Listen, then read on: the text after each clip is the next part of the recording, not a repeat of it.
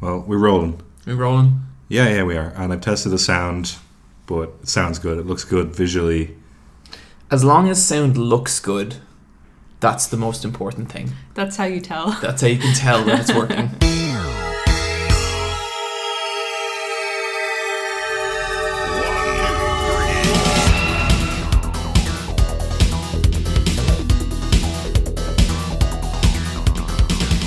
Welcome to episode 64 of the Let's Fight a Boss video game podcast, the world's strongest video game podcast.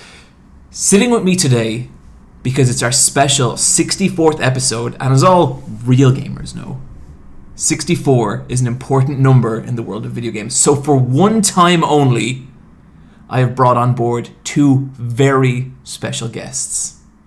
To my right, we have the lead programmer on the emotions of the game Heavy Rain. It's Bryan. Hi. Okay. Yep. I'm speechless. What was it like to work on Heavy Rain? David Cage. The greatest piece of art. Okay, so the director of the game, David Cage, who directed Heavy Rain, he has like a face chart, and it's just like a sad blue face and a happy red face, and he just pointed at one or the other. To my left, I have the concept artist behind the creation of Silver the Hedgehog. It's Niamh. Niamh, tell us a little bit about what was going through your mind when you designed Silver. Is it Silver or Silber? Silver. Silver. I think Silber is a King of Fighters character. Sorry, but of course you'd know because you created the character. It's definitely Silver. Okay. Silver. Just raw power. Yeah. That's the thing I always feel like with Sonic characters. Like, I think Shadow's cool, but what if he was more powerful? Do you know that they did like 50 designs of Silver the Hedgehog before they were like, there we go? I'll bet. That's not true. It was like a one-time thing. I drew it on the back of a bathroom door. And I was like, this works. Oh, man. Speaking of talking badly about video games, did you guys see that clip of Jeff Gerstmann I linked you on The Daily Show? Mm-hmm.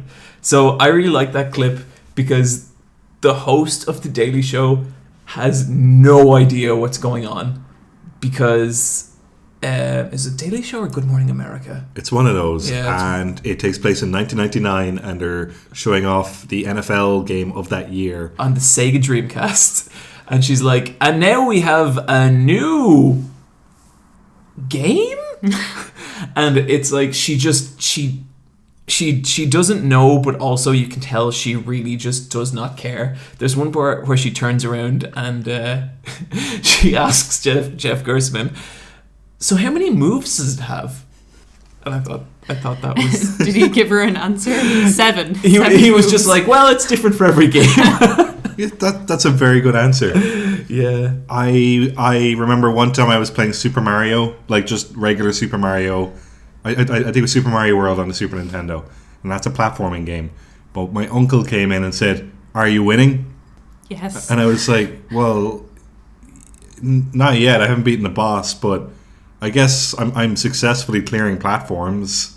Michelle always asks me that because she knows it pisses me off. It's really, it's not the correct terminology at all. She'll just be like, "Are you winning?" But lately I've just started saying, "Always." I think it's cute for someone to ask you, "Are you winning?" I think I find it highly ignorant. You are the gamer. Yeah, with a capital G here. gamer. Oh yeah, I'm gamer with a J. Holy shit, really? Oh yeah, J-gamer. Yeah. What's the most hardcore gamer thing you've ever done, Bryan? And just don't censor it. Keep it raw. Just let us have it. One time I was in Super Value and I looked in my basket and I actually had Doritos and Monster. Holy shit, really? And then I put the Monster back because I was like, I just want the Doritos. I think I've never drank a can of Monster, but I think I'd explode. I had one once, and it's just like Red Bull. It's just one of those. Yeah. I think I bought it because I was staying up late to work on something, and I got the Doritos specifically because I just wanted them anyway. And it wasn't a gaming thing, but it was gamer fuel. Gamer fuel, yep. You must have unlocked some sick Call of Duty gun skins with that combo, though. There might have been a promotional code on the bag of Doritos that I did not use. Yeah, there most likely was. I wish I did, but unfortunately. Unfortunately. What is my most hardcore game? Yeah, what's the most hardcore gamer What is like the hardest thing you've done? None of the like surface level shit. Get right down in there. Like the core. Yeah. Okay. The hardcore. We went on a school tour to a bigger place with a shopping centre. And outside one of the shops was a cardboard cutout of the Final Fantasy X2 girls. So Yuna, Pain, and Riku. So I went into, and it was like 5 feet tall. Like, it was as tall as me at the time because I was probably around 14. I went into the shop and I was like, can I have that? And he said, oh, sorry, we've been promised to someone else. And I don't know why I did it, but I just took it and ran. Jesus me, holy shit. But I was on a school tour in a minibus, so I had to fit this giant cutout into a minibus. And they were like, where did you get that? I was like, just give it to me. And I had it in my room for, I'd say, like 10 years. And my mom hated it. She was just like, are you going to get rid of that? It blocks the window. And I was like, no, the girls stay.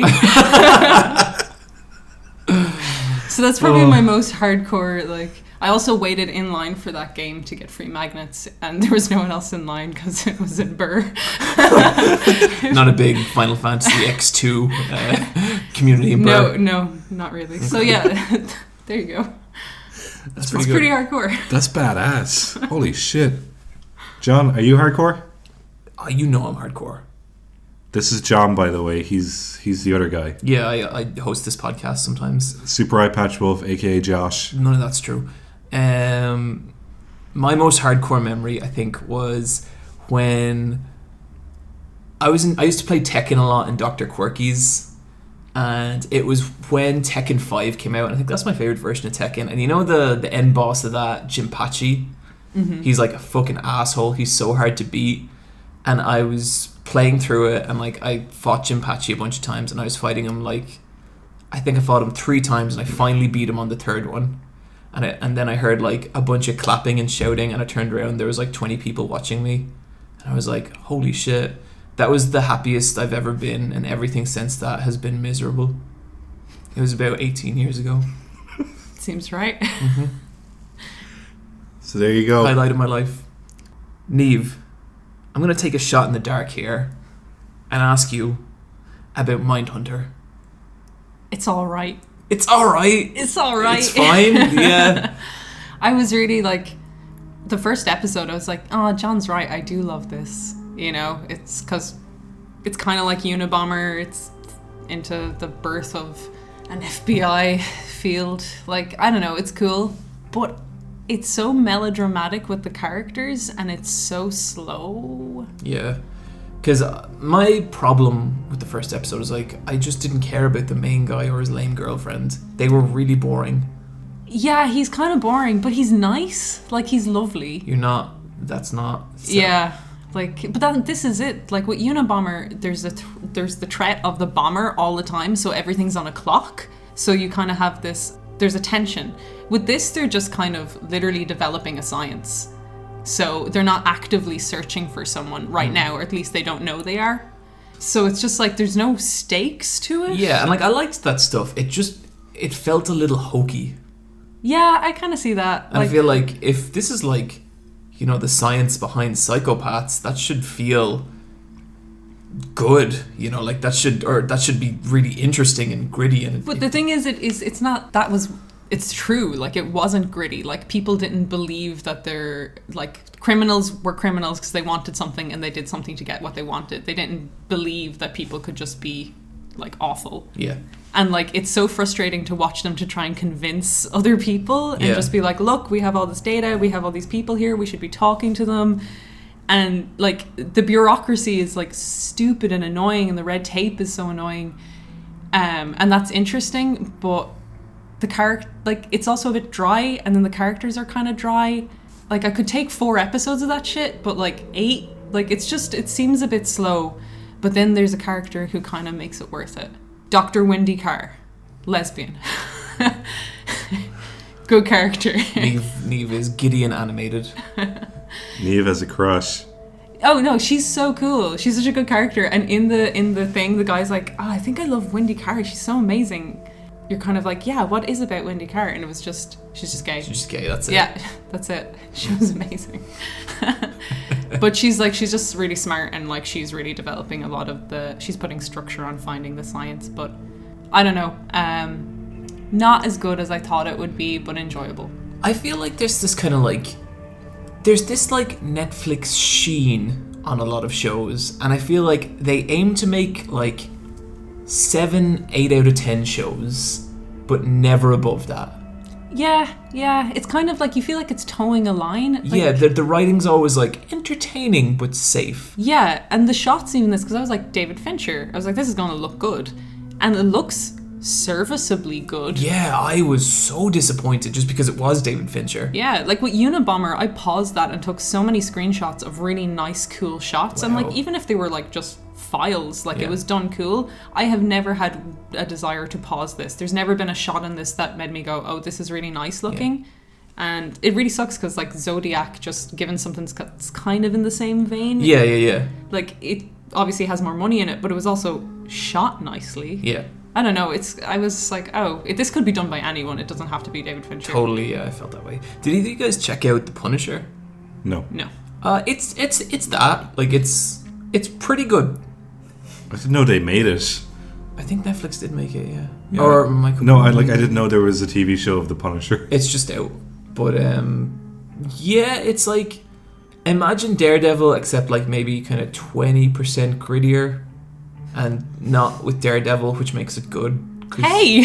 Niamh, he's terrible. He's not. He's such a good hero. Daredevil is cool. Yeah. Daredevil in the TV show sucks. He's like I feel like you could take that character and replace it with any generic superhero, and that series would work exactly the same. And like, okay, what? Is your thing going to be, but he's a good guy? No, it's just like, he can't. Like, his blindness is worked into it really well. His, like, need to be a lawyer. Like, Okay, except for the fact that he's blind, tell me anything about his personality. He works pro bono, and he really hated that he couldn't get shit done, so he beats people up instead. So he's a superhero. Yeah. He is very angry. I know that about him. He's he also has to hide a lot of himself. He's a superhero. He's the most generic superhero. But it's the situation that Daredevil is put in. He's put on the ground. Like he's I don't know with superheroes that solve their problems from behind a laptop. Daredevil does, and he's cool, man. Like he doesn't. He fights people in the street. But he also uses the law. Because he's a lawyer. he's shitty Batman. He's Batman. Not shitty Batman. Oh my god, he's so much better than Batman. Batman's alright. Okay, maybe the Netflix series isn't great, and I think it's okay, but Daredevil as a hero is a cool hero. No question. I think Daredevil's really cool, and there's a bunch of cool Daredevil comics, and then he was awesome in the Spider-Man animated TV series as well. So I'm not attacking Daredevil, just Daredevil. There's just this Daredevil. What do you think of Ben Affleck Daredevil? I've never seen it. Oh man, that's you should see that. Okay, that sounds awesome. Oh god, yeah, that's yeah. Colin Farrell as Bullseye with a shaved head. Perfect. Oh, he looks so crap. Jennifer Garner as Elektra. Colin Farrell looks good looking in every film, but they've managed to make him look horrible in that. Like, he looks so bad. He was very sweaty in Phone Box. Yeah, but I like that. It was a stress sweat. Yeah. It was. You could justify it. Because he's bald in Daredevil, but he has a tiny head, and it's really really disappointing because you're like, oh, that's how big his head is. I thought it'd be bigger. That's not sexy. It's just really pale as well. It looks sad. It looks like a sad egg. Yeah, it does. Bryan, tell me about Nathan For You season 4. Nathan For You is back. If someone's never heard of this show, how do you describe it? He's an awkward sort of stand-up comedian who's Canadian, and his name is Nathan Fielder. And this is a TV show that he does with Comedy Central, and it's a docudrama, like fly in the wall documentary series, where he just goes to local businesses in California and fixes their like problems. But he does it in the most complicated and roundabout and useless ways. Yeah, like he does not. I don't think I've ever seen him help a business. No. He kind of destroys their lives. Yeah. Sometimes he gets more money in for them, but like at the cost of everyone's sanity and dignity. Yeah. Dignity probably the most. Yeah. So this is season 4, and season 3 aired in 2015, so there was actually a 2-year gap. There was a couple of episodes of season 3 that kind of destroyed me. Like, I wasn't okay after watching them. Okay, so season 4, he's had 2 years to make this season. They really fucking went for it. This is genuinely upsetting.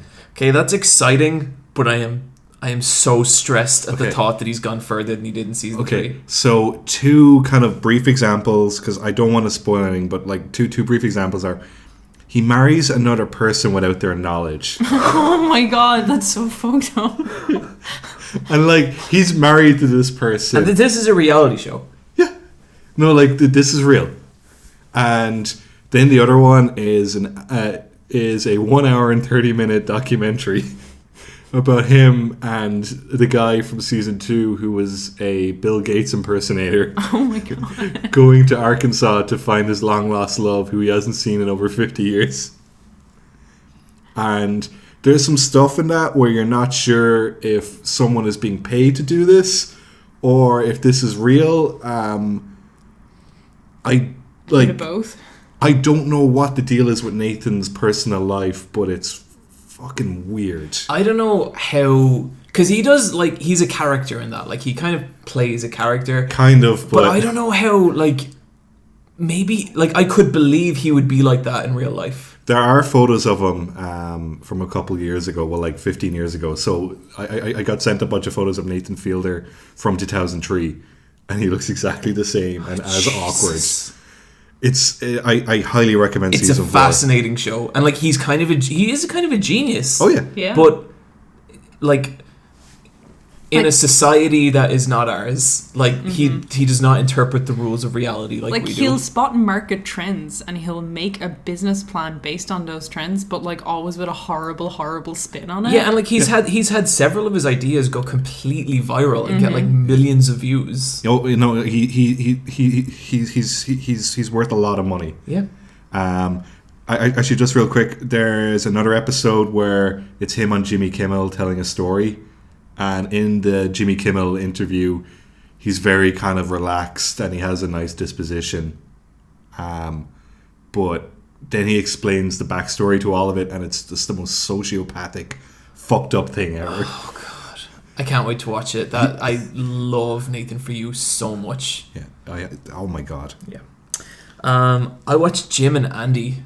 Yeah, me too. Yeah, me as well. How do you guys feel about this movie? Okay, just to catch people up, this was a documentary made out of unreleased footage of the making of Jim Carrey's Man on the Moon, which is like a biopic of Andy Kaufman, who is this insane kind of comic from the 80s, was he? 70s and 80s. And this film came out in 1999, so I'd say this footage is 20 years old. They didn't want to release the footage because they thought it would make Jim Carrey really unlikable. They were right. He stayed in character the entire time. Like he's played like 3 separate characters. And they were all fictional versions of Andy Kaufman. One was just the fictionalized version of Andy Kaufman.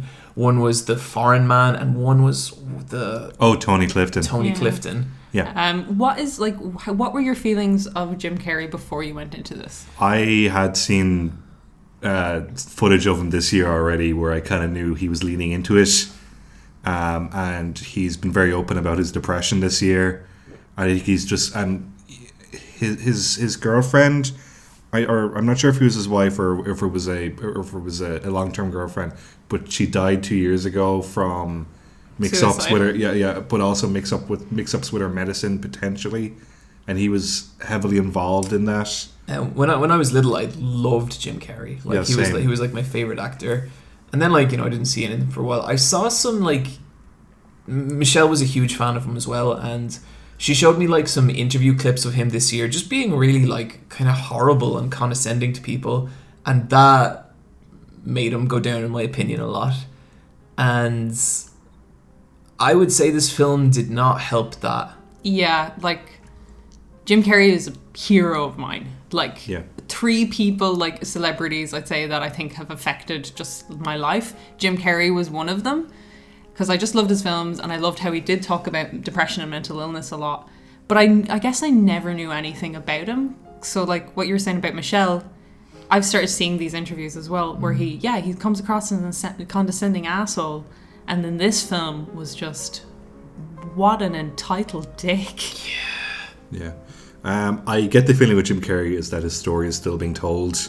Oh, well, fuck it. That's the problem with Jim Carrey, is like, it's my story. Like, when he stayed in character to the detriment of all the staff working with him. Everyone around him. And, like, every scene, it's like he wants all the attention on him, because it's not just that he's these characters and he fills the room. Like, he demands everyone's attention. Every place is a stage for him. Yeah.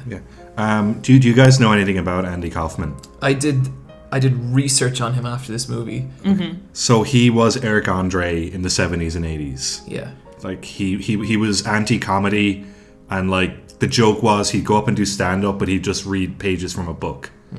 And he was testing the audience's patience, and the joke was personally for him and not anyone else.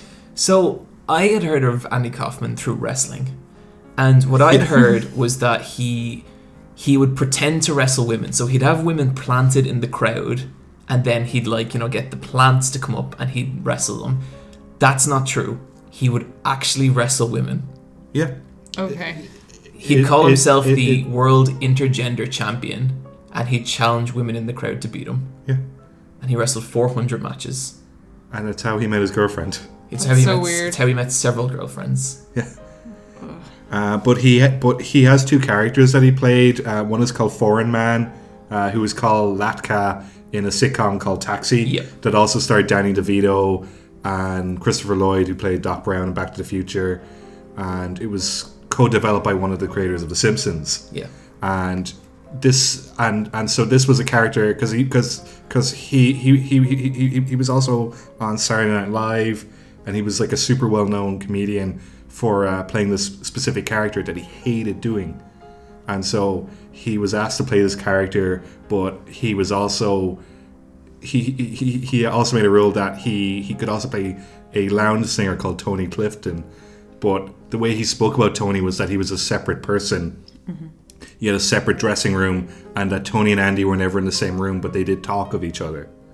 So this is filmed is like this is Jim playing him, but Jim also took on that kind of attitude. Like he's like it's method acting. Like even when the shot was over, he was still playing this Tony Clifton character, and that character was aggressive, was domineering to the whole room. Like, some of the makeup artists were crying.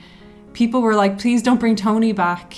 The directors didn't know what to do. And it's like, how... That poor director seemed exhausted. He's the guy who directed One Flew Over the Cuckoo's Nest. Jesus Christ. It was just so weird of him to think that was appropriate. And like, then there's moments where you feel bad of him, where he's like, as Andy, he's talking about Jim himself, Jim Carrey. And even in the interview when he's talking about this, he never refers to himself as when I did this. He was like, when Andy did this. Yeah. Like, he talks about himself and he's just like, oh, Jim's afraid that no one will like him. Jim's afraid. Like, you know what I mean? And it's kind of like, okay, this guy is not well either. So, but why is he allowed make people suffer through this when really maybe he should be looked after, or like someone should say something or do something? Yeah. It was enabled a lot by the people around him to the detriment of the crew. Yeah, and I think like a big part of that was like he was so big and famous at that point that people tolerated it. Because like I don't think he could get away with that shit on the set now. Yeah. I don't think anyone could. Yeah. No. It kind of shows the nature of things where people can get away with. Like, he was just a narcissist. Yeah, completely. And like I found parts of it interesting, like his whole journey into becoming another person. Like, hearing him talk about that stuff, that really got to me in a weird way. And it was like, I found that like kind of like a little hard to hear, because it was just the idea that you could just give up your own identity and become someone else, and he sounded really committed to it. That was like kind of fascinating and like a little disturbing to me. But that's what I like what he talks about. Yeah. That kind of stuff. That's the mental health angle, I guess. He never met Andy Kaufman career-wise, or because Jim Carrey was also on Saturday Night Live, but he was on in the early 90s, and Andy Kaufman died in 1984. And the joke is that Andy Kaufman's still alive. He faked his death, and that was his last big joke. It's really, really fucked up. But I know Jim has a huge fascination with him, and in the film itself, a lot of the people in it are playing themselves. So they have Lorne Michaels, the creator of Saturday Night Live, is in Man on the Moon, and he's just playing himself 20 years later. That was so weird. He meets Andy's father and his ex, like his girlfriend. That was weird. I thought. Yeah. I didn't like that. Either did I. Yeah. And it was kind of like, how far you're not him. As much as you're portraying him well, you're not him, and this is kind of fucked up. Yeah. The method acting got to a weird place when he faked the cancer for the cancer scenes. Yeah. Like, come on. What did he do again? So, like, Andy Kaufman died really young at 36, so he's doing the biopic, so he has to portray Andy with cancer.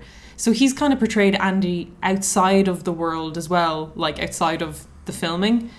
So when he's playing him with cancer, he's like limping and getting slowly up out of things and getting people to take care of him as if he's really, really sick when he's not, and that's so messed up. Yeah. Like, there's people, like, so many people have cancer. There's probably so many people on that crew who have to actually deal with stuff like that. Oh my god, yeah. And he's just like, well, it's my method. It's like, it's my art, dude. Yeah. Like, it was brilliant, but also the shit he did with the Jerry the King Lawler as well. So what he did specifically there, there's a term for that in wrestling, and that's called going into business for yourself. And that's when you kind of like, you don't follow the plan and you're not working with your partner, you're working against them. And sometimes it means like actually physically attacking your partner, but a lot of the time it just means you're trying to boost, because wrestling is like so collaborative, and that is like the number one sin you can do in professional wrestling. And so like, I could completely understand why Lawler was so upset with him and that. And like, that really pissed me off. Like, I don't think he deserved that at all. No, he assaulted him. Like, and Lawler was saying as well, like, I don't know who Jim thinks Andy was, but Andy was always really nice to me and a really nice guy, and we got on really well. So it was even upsetting for him to be treated this way by this guy who's like embodying Andy. Yeah. Oh man, made me really not like Jim Carrey. Yeah, like, I think the film itself is like fascinating. Yeah. Like, it's a really tough watch as well though. Like, I found it very difficult to get through. But yeah, honestly, like, it kind of just confirmed a bunch of stuff about Jim Carrey that I'd already like worried about. But it's on Netflix. Yeah, people should check it out, especially if you think about like identity and stuff like that a lot. Yeah. Bryan, tell me about Ingrid Goes West. Do you guys know about Ingrid Goes West? Yes, a little. It's Aubrey Plaza, is it? Yeah, it's a very, very, very dark comedy starring Aubrey Plaza and the girl who plays Scarlet Witch, the younger Olsen sister. Oh no, I don't know the Olsen. Which one it is? It's not Mary-Kate or Ashley. It's the younger one. Oh, okay. It's a really good film. So it feels like an episode of Black Mirror because you know how most Black Mirror episodes are about sci-fi or something like that, but you know how the first episode, the pig one, takes place in present day, but it's just a what if. So Ingrid Goes West is just about Aubrey Plaza, and like, she's perfect for the role. I could not see anyone else play this role. It's about a girl who stalks people on Instagram, and she becomes obsessed with a girl in California, in LA, and moves to LA and becomes best friends with her. That's such a thing that someone would do. And I've seen the trailer for this. Yeah, it's fucking brilliant. Yeah, because the trailer made it like, could have been good, but it could have just been a weird film. Okay, this is one of those films where it's brilliant, but it's so hard to end it. Right. And it does end. It's not a great ending, but I don't know how to end a film like that. And so but it's a really, really good film. I really, really like all the LA stuff because the people in LA are super fucking fake. And they lean into that really well, and how people represent themselves online versus who they actually are in real life. And so that kind of works both ways for the girls. And Her landlord is played by I really love her landlord. He's I can't remember his name. He's good anyway. He vapes. Oh, perfect. Yeah, I think both of you would love this film. Okay. Yeah, it sounds good. I also checked out a documentary called Weiner. Do you guys see this? Is this about the politician? Anthony Weiner? Yeah. I saw this on Netflix as well. Oh, it's such a bummer. Because he's this He's an American politician. Yeah, he's this real fighting Democrat, and like he's really good at like debating, and like you see clips from at the start, and he's like tearing into like, you know, really kind of backwards conservatives and all this kind of stuff, and he's like fucking fantastic. Yeah. But it's just scandal after like, and the thing is, he never cheated on his wife. He never did anything like that. It's all like soliciting nudes and like Twitter sex, just the stupidest shit you could imagine. That's so cheating, though. And no, it is cheating, but like I just mean like, I guess physically. I just think this is what you trade your life in for. Yeah, you know, like it's even more pathetic than actually cheating, I think, and it's kind of horrible because you are just watching this really promising politician just turn out to be a complete failure, like just a joke. And even like the first time it happens, everyone gets back behind him, including his wife. Everyone's like, you know, well, everyone makes mistakes, and then like more comes out, and you see all this footage of him trying to get in front of it and like trying to figure it out and just completely failing. This documentary could just be called Failure. Who made it? Did he allow someone to? I think at one point this was meant to be a completely different film. I think at one point this was meant to be the rise of the next president of the United States of America. Because that, like, when you see him at the start, that's literally how much charisma he has. Like, you watch him, like, debate and tear into people, and you're like, oh my god, like, this guy's amazing.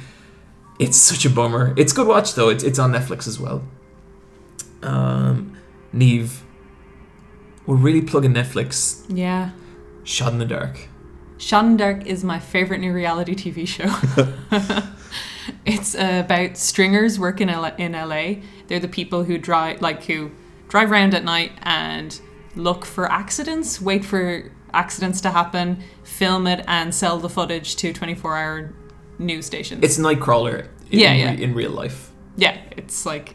It made me want to rewatch Nightcrawler, to be honest. Yeah, I think I'm going to rewatch it this Christmas. It's a very good Christmas film. That's a really good idea. Totally. The definition of Christmas film is so stretched. I think my parents would love Nightcrawler. But like, I have a bunch of like, I think Hateful Eight is a great Christmas film. Yeah, sure. I don't know why. I just maybe because it's snow in it and shit. But yeah, it's cozy.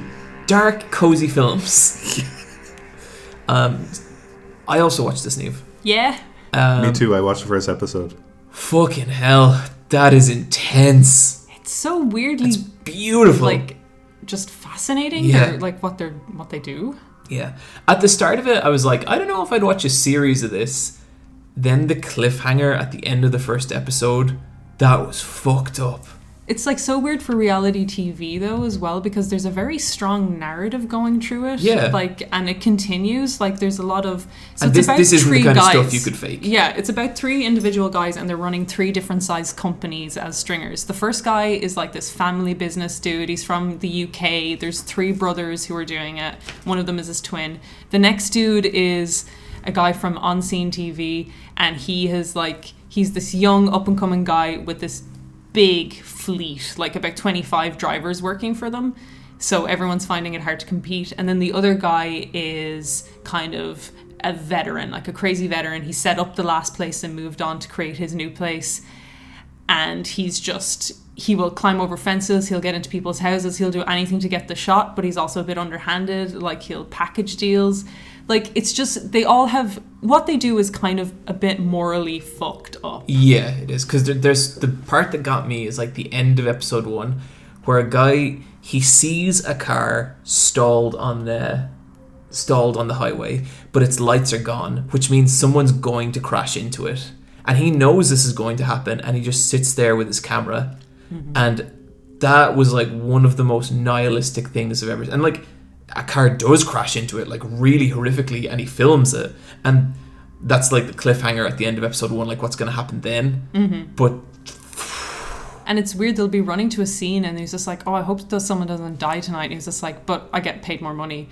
So they say stuff like that, and they all have their very own individual ways of trying to justify it to themselves and what the business means to them, and what, like, maybe LA life and driving all night, like what that means to them and how that works into it. So it's really fascinating to hear 3 very different perspectives on the one thing. And just because their businesses are in direct competition with each other, there's always a lot of drama happening. Yeah, but then they all kind of recognize each other too. They have a great relationship with the police and the fire department. Fire department, yeah. The police, no. Yeah. Well. I think the police are jealous because the night crawlers have better equipment than the police. Well, I think the police are worried that the footage the night crawlers take, could be used against them in some ways. Cause, that's true. Yeah. There's one guy who's a really good rapport with the police, but that's his hustle. Like, he does it. He gives out business cards, and then the other guy's like, look at that fucking kiss ass kind of thing. So that starts coming into it as well. The hustle is so important, though. But the other guy has a different hustle where he's like, fuck the police, I'm going to climb on top of this building. Where the other guy's like, if you, like, make nice with the police, and then the other guy is like, I'm invisible, I'm not here, you know? I really like when they're filming the firemen put out the bus, and then they're like, can I get a copy of that footage? Because it looks really, really good. It's so well shot as well. Like, this is the nicest looking documentary I've ever seen outside, like, a Planet Earth or something like that. And it has a main map, so you can see the cars traveling to, like, fires and stuff. Yeah, I love maps, stuff like that. Highly recommended. It's a good show. Definitely. Bryan. Yeah. Tell us about Hey Arnold. Hey Arnold, the Jungle movie. Do you guys know about this? Yes. Nope. This aired Thanksgiving weekend, and it is the original team, Craig Bartlett, the creator of Hey Arnold, and it's a made-for-TV movie that was aired on Nickelodeon. It's an hour and a half long, and it's about Arnold going to South America to find his parents. Does it feel like Hey Arnold? Absolutely. Perfect. It doesn't feel any different. It's so cool how they handle the timeline, because it was a 90s show, early 2000s show, but, like, people had beepers in it. Yeah. But now people have phones. But what's Bob doing? Bob's still selling beepers, and Helga's like, nobody wants these. Brilliant. How's Helga's mom doing? She's lying on the couch. Olga's in it, and she looks fucking brilliant. I was always so worried about Helga's mom. Like, she's not okay. Yeah. Olga, what an attractive character in a show full of hideous characters. I love Helga so much in this film. Helga's so fucking good. Because, but there are bits where, like, a character might have an iPhone and they mention Wi-Fi, but it's not like in a Simpsons way where they're like, where's the Wi-Fi? But it's just like, does this place have Wi-Fi? They'll say it, like, real casually, but it's not like, they're not making a big deal. But this film is a kid's film. It's not for, like, grown-ups. Well, I guess in some ways it's for, like, people who watch Hey Arnold, but it's not catering to them. It's catering to kids. Because that's kind of odd. Because the story is super obvious, and there's a twist in it, and you know the twist because you're an adult. I guess you think they just wanted to make another Hey Arnold. Like, they didn't want to reorientate that show. It's literally just Hey Arnold in widescreen. That's all it is. And they've put a bit more shading. But they reveal his surname. It's a fantastic surname. What is it? Is that I don't know. I think who gives a shit about Hey Arnold? I'm sure. Some of our thousands of listeners do. I'm not going to say it. Johnson. No, he will tell you after the podcast. It's such a good surname because it's actually been said so many times in the show. And we didn't even realize it. And you get to see his parents, and his parents are great. And wait, they're still alive? Yeah, those pieces of shit. Yeah, did they not contact? No, it's a kid's show. Like, it's not like dark. Don't worry. I wanted them to find 2 skeletons. Yeah. No. They go into a mine. 2 football-shaped skeletons. No, his parents have normal-shaped heads. Wait, what? Yeah. Well, then they're not his parents. No, they are. They have the same faces as him. This genetics chart says differently, Bryan. Look, Arnold just has a different shape. Open your eyes. But you actually get a lot of closure as a fan because, like, 3 big things happen that have never like been resolved in Hey Arnold, and they all happen in this film. Cool. Does Helga and Ireland, do they get together? Niamh, you gotta just watch this movie. I don't care enough to watch it, but I care enough to know. Then it's tough shit. No, I watched this on a Saturday morning with a big bowl of cereal, That sounds good. and I felt like I was 10. Okay, well, that's great that you enjoyed this little kids movie, Bryan, but let me tell you about a real piece of animation. Let me tell you about Sword Art Online, Ordinal Scale. So the general buzz I'd seen around this film was like, it's actually pretty good. Like, you know, it's... For Sword Art Online. For Sword Art Online, it's not bad. That is not true.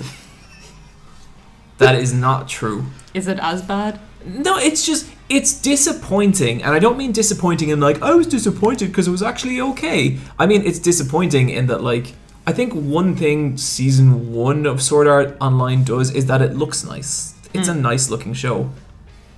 Aside from a few select shots, this film looks like garbage. It looks really bad. And like I thought it would be pleasant to look at because the Sword Art Online designs from season 1 are pleasant. These look terrible. And like, oh my god, there's so many cases of just all this, and I understand how easy it is to rag on Sword Art Online. I have, you know, I don't do it often. I don't do it on the channel, but just let me have this. There's so many cases where like Kirito will walk into a room and there will be another character just sitting, like just not doing anything, just hands in their lap, just sitting perfectly still. And then they'll be like, oh, hey, Kirito. And it's like, what were you just like staring into the abyss of your own soul? Like, what was that? Their brains are just so fried from the machines that they just kind of stare now. I guess so. He's the most important person in the world. And it's really funny as well because this gear is like augmented reality. So all the action scenes of the movie are like Kirito and all his lame friends actually in real life pretending to be warriors. And I thought that was stupid.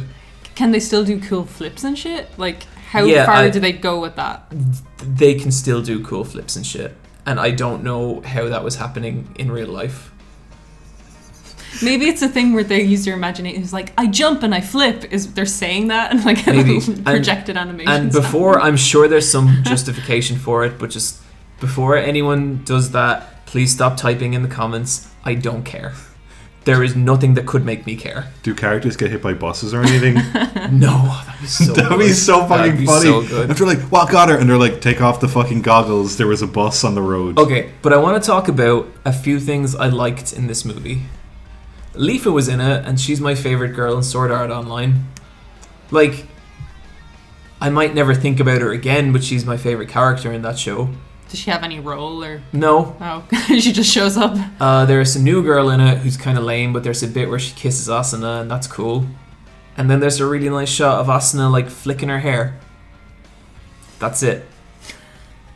This film is like, I had a really good time watching it in a weird way, but then part of that is because I was watching it with our friend Rebecca, Niamh's special friend Rebecca, and that was really fun. But if I had watched this by myself, I would have just been totally like, what the fuck did I do that for? I mean, I don't know. Do people give a shit about like? I'm sure someone still cares. If you like watching shitty anime with your friends, it's a good thing for that. But like, it's not. The idea that this film actually it's pretty good, you know, like there's some good stuff. I was surprised. No, it's the same fucking shit. So yeah, there's my review of Sword Art Online. Niamh, why don't you tell us about the problem with Apu? The problem with Apu. Oh my god. So this is a documentary about the Simpsons character Apu. Apu na Hasupina Petalon. I've also watched this. Have you? Yeah. Yeah. Where did you watch it? It's on YouTube. Oh, okay. It's still really? and it's still on YouTube. Huh. Yeah, you can watch it online. Is it kind of indie production? No, it's just ripped from a TV channel, but like Yeah. it's still up on. But like, it's still surely up on. if it's like, I just would have thought that if it's from a TV show, they would have that shit locked down. It hasn't been taken down. I don't yet. think anyone really cares about it. It's like 45 minutes long. Okay. But it's a really good documentary about how the character Apu has affected Indian Americans living living in America, just like first generation immigrants whose only character on TV that reflected Indians was Apu. Yeah, it's people saying like "thank you, come again" to them, which is something he's only said like 6 times in the whole show ever.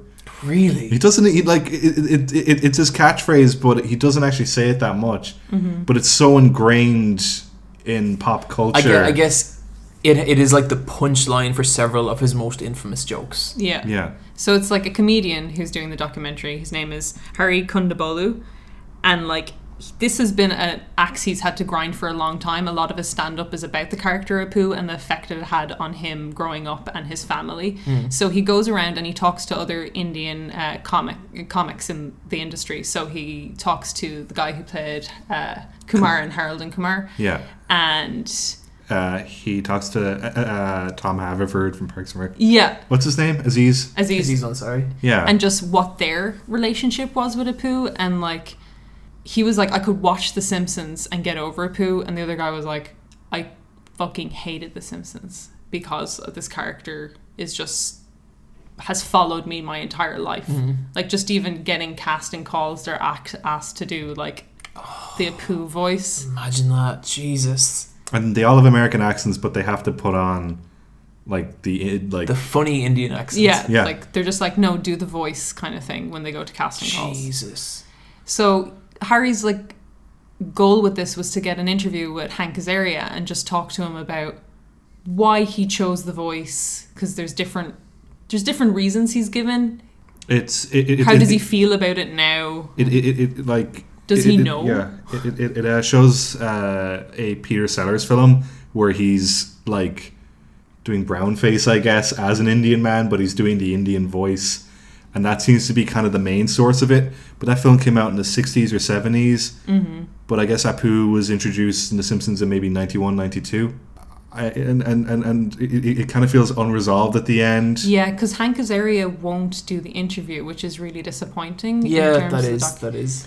Because he was like, it was kind of also based on a Huffington Post article that came out in 2013 where they were like, is Apu racist? And like, what the problem with Apu and should he be retired? And Hank Azaria kind of said like the more he's educated on it, he feels a bit weird about it. Yeah.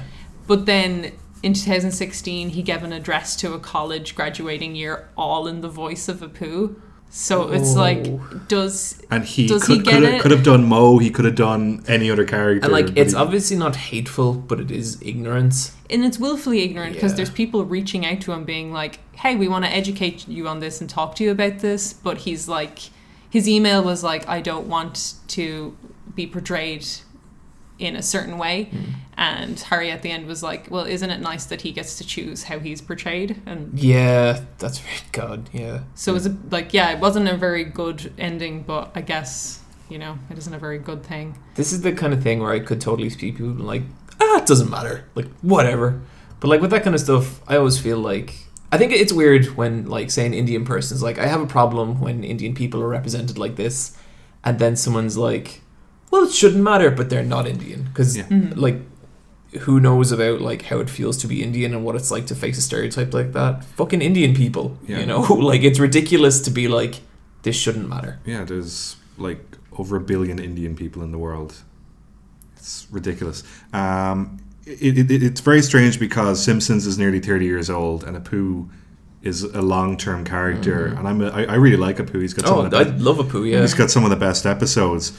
But I think he's a great character. I totally see how his mannerisms and like the nuances of his voice acting would be very frustrating to deal with if you're someone of like Indian descent. Yeah, he couldn't exist now if he was invented now, but it's strange because he's such a long-term character. They could kill him off. Simpsons have killed off other characters and it didn't go down well. But yeah, I don't think anyone wants him killed off either. I think it's just an acknowledgement of it, because like a lot of people were like, I don't hate the character, I just hate that was the only character people could point to, and that character ended up representing us without us wanting that kind of thing. So it's kind of this thing where I don't think anyone actually, like, not many people actually hate Apu. It's more like it's for a lot their of one people, exposure. For a lot of people, it was like their only reflection of Indian people. Yeah. One of my friends growing up was Hindi, and he hated Apu as well. You can see why. Mm-hmm. And it was funny because they've like, who's the creator? Like Dana Gold, is he one of the writers? For Apu? Just for Simpsons in general. He's a general writer. Yeah, he was like, they have an interview with him, and he was kind of like, every character is like a stereotype. And Harry was like, do you not see why it would be different to stereotype Mr. Burns as a billionaire versus Apu as like just this one-note character? And he was just like, not really. And Harry was just like, I really don't know what to say to that. But like Mr. Burns' stereotype is like things about his personality. He loves money. He's evil. He's, you know, those aren't, he's not assigned anything based on race. Apu is like that's an incredibly simple distinction to not be able to understand. It was interesting, and it's only like 45 minutes long, and it's all over the internet. Yeah, it's there. Google it. The problem with Apu. Bryan. Yeah. I'm not quite sure how to go into this last little section. You've watched Devilman. Okay, Devilman is a manga. I'm reading Devilman. You're reading the original Devilman? From 1972, yes. The Going Devilman. Yeah. It's only 5 volumes long, so I thought I'd give it a go, and I'm nearly at the end of the first volume. It's fucking brilliant. The reason why I'm reading it is because the Misaki Uwasa reboot of Devilman is airing in January on Netflix. And I love Misaki Uwasa. He's my favorite anime director. And I can't wait to see what he does with Devilman. What else has he done? Mind Game, Kaiba. Fuck. The table tennis one that Jesus. I don't want to watch. Ping pong. Yeah, ping pong. This is from the same author as Violence Jack, Niamh. Oh, okay, cool. Yeah. But it's meant to be a super iconic manga, and it's really, really funny. And I'm not sure if it's intentionally funny or if it's just aged and it's kind of dumb funny. But it kind of feels a bit like JoJo in that way, where it's just something stupid will happen and you just laugh because it's like a really, really dumb thing, but the panel drawing is just drawn so simply. It's very, very sounds charming. like one of those old manga where there's like a real magic to it. Yeah, absolutely. Yeah. I highly recommend it. I've been reading a bunch of old manga, and some of them are just Fist of the North Star. There's just one panel where Kenshiro punches the fuck out of a horse, and it's really good. And like that horse had it coming. There's one bit in Devilman because the main guy in Devilman is a guy called Akira. So it stars 2 teenagers, and one's a blonde guy, and he's kind of evil, and then the other guy, Akira, is like a weenie, and the evil guy is smoking a cigarette, and Akira's like, "Is that a cigarette?" And he's like, "It's not just a cigarette. It's laced with drugs." Oh shit! And then he's like, "Okay, I'm gonna take you to my secret bunker," and there's just loads of hippies down there having a party. I think I might need to check this out. That sounds incredible. It's just a bunch of stuff where it's like, and then this happened, and then that happened, and now this is happening, and we forgot about the other thing. It's brilliant. As I'm reading Araki's book about writing manga. Yeah. It's really good. Really, really good. If people care about like writing comics or anything, they should totally read it.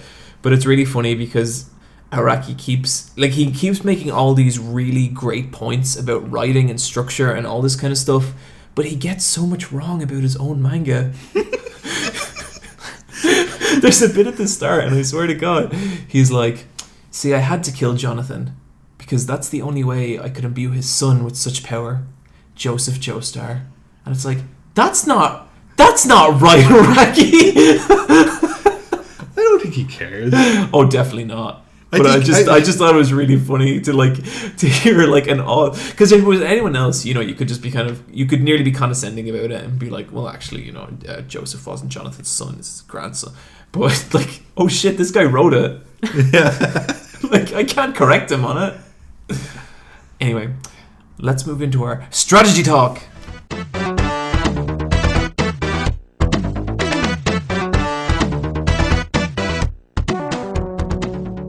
So, I beat Evil Within 2. Congratulations. Yeah, I don't think anyone's done it before. I think I might be the first. I've seen some Let's Plays on YouTube, but there's never like a final part to them. Yeah. So I think you're definitely the first person to beat the game. I think I am, yeah. I guess people just couldn't figure it out. The trick is to play it on easy mode, is it? No. That's Niamh's gig. Sorry, I'm making a biscuit. Oh, you biscuit. Okay, so here's how that game breaks down for me. It's like the first half is really good. The third quarter, kind of weak. Ending, really good.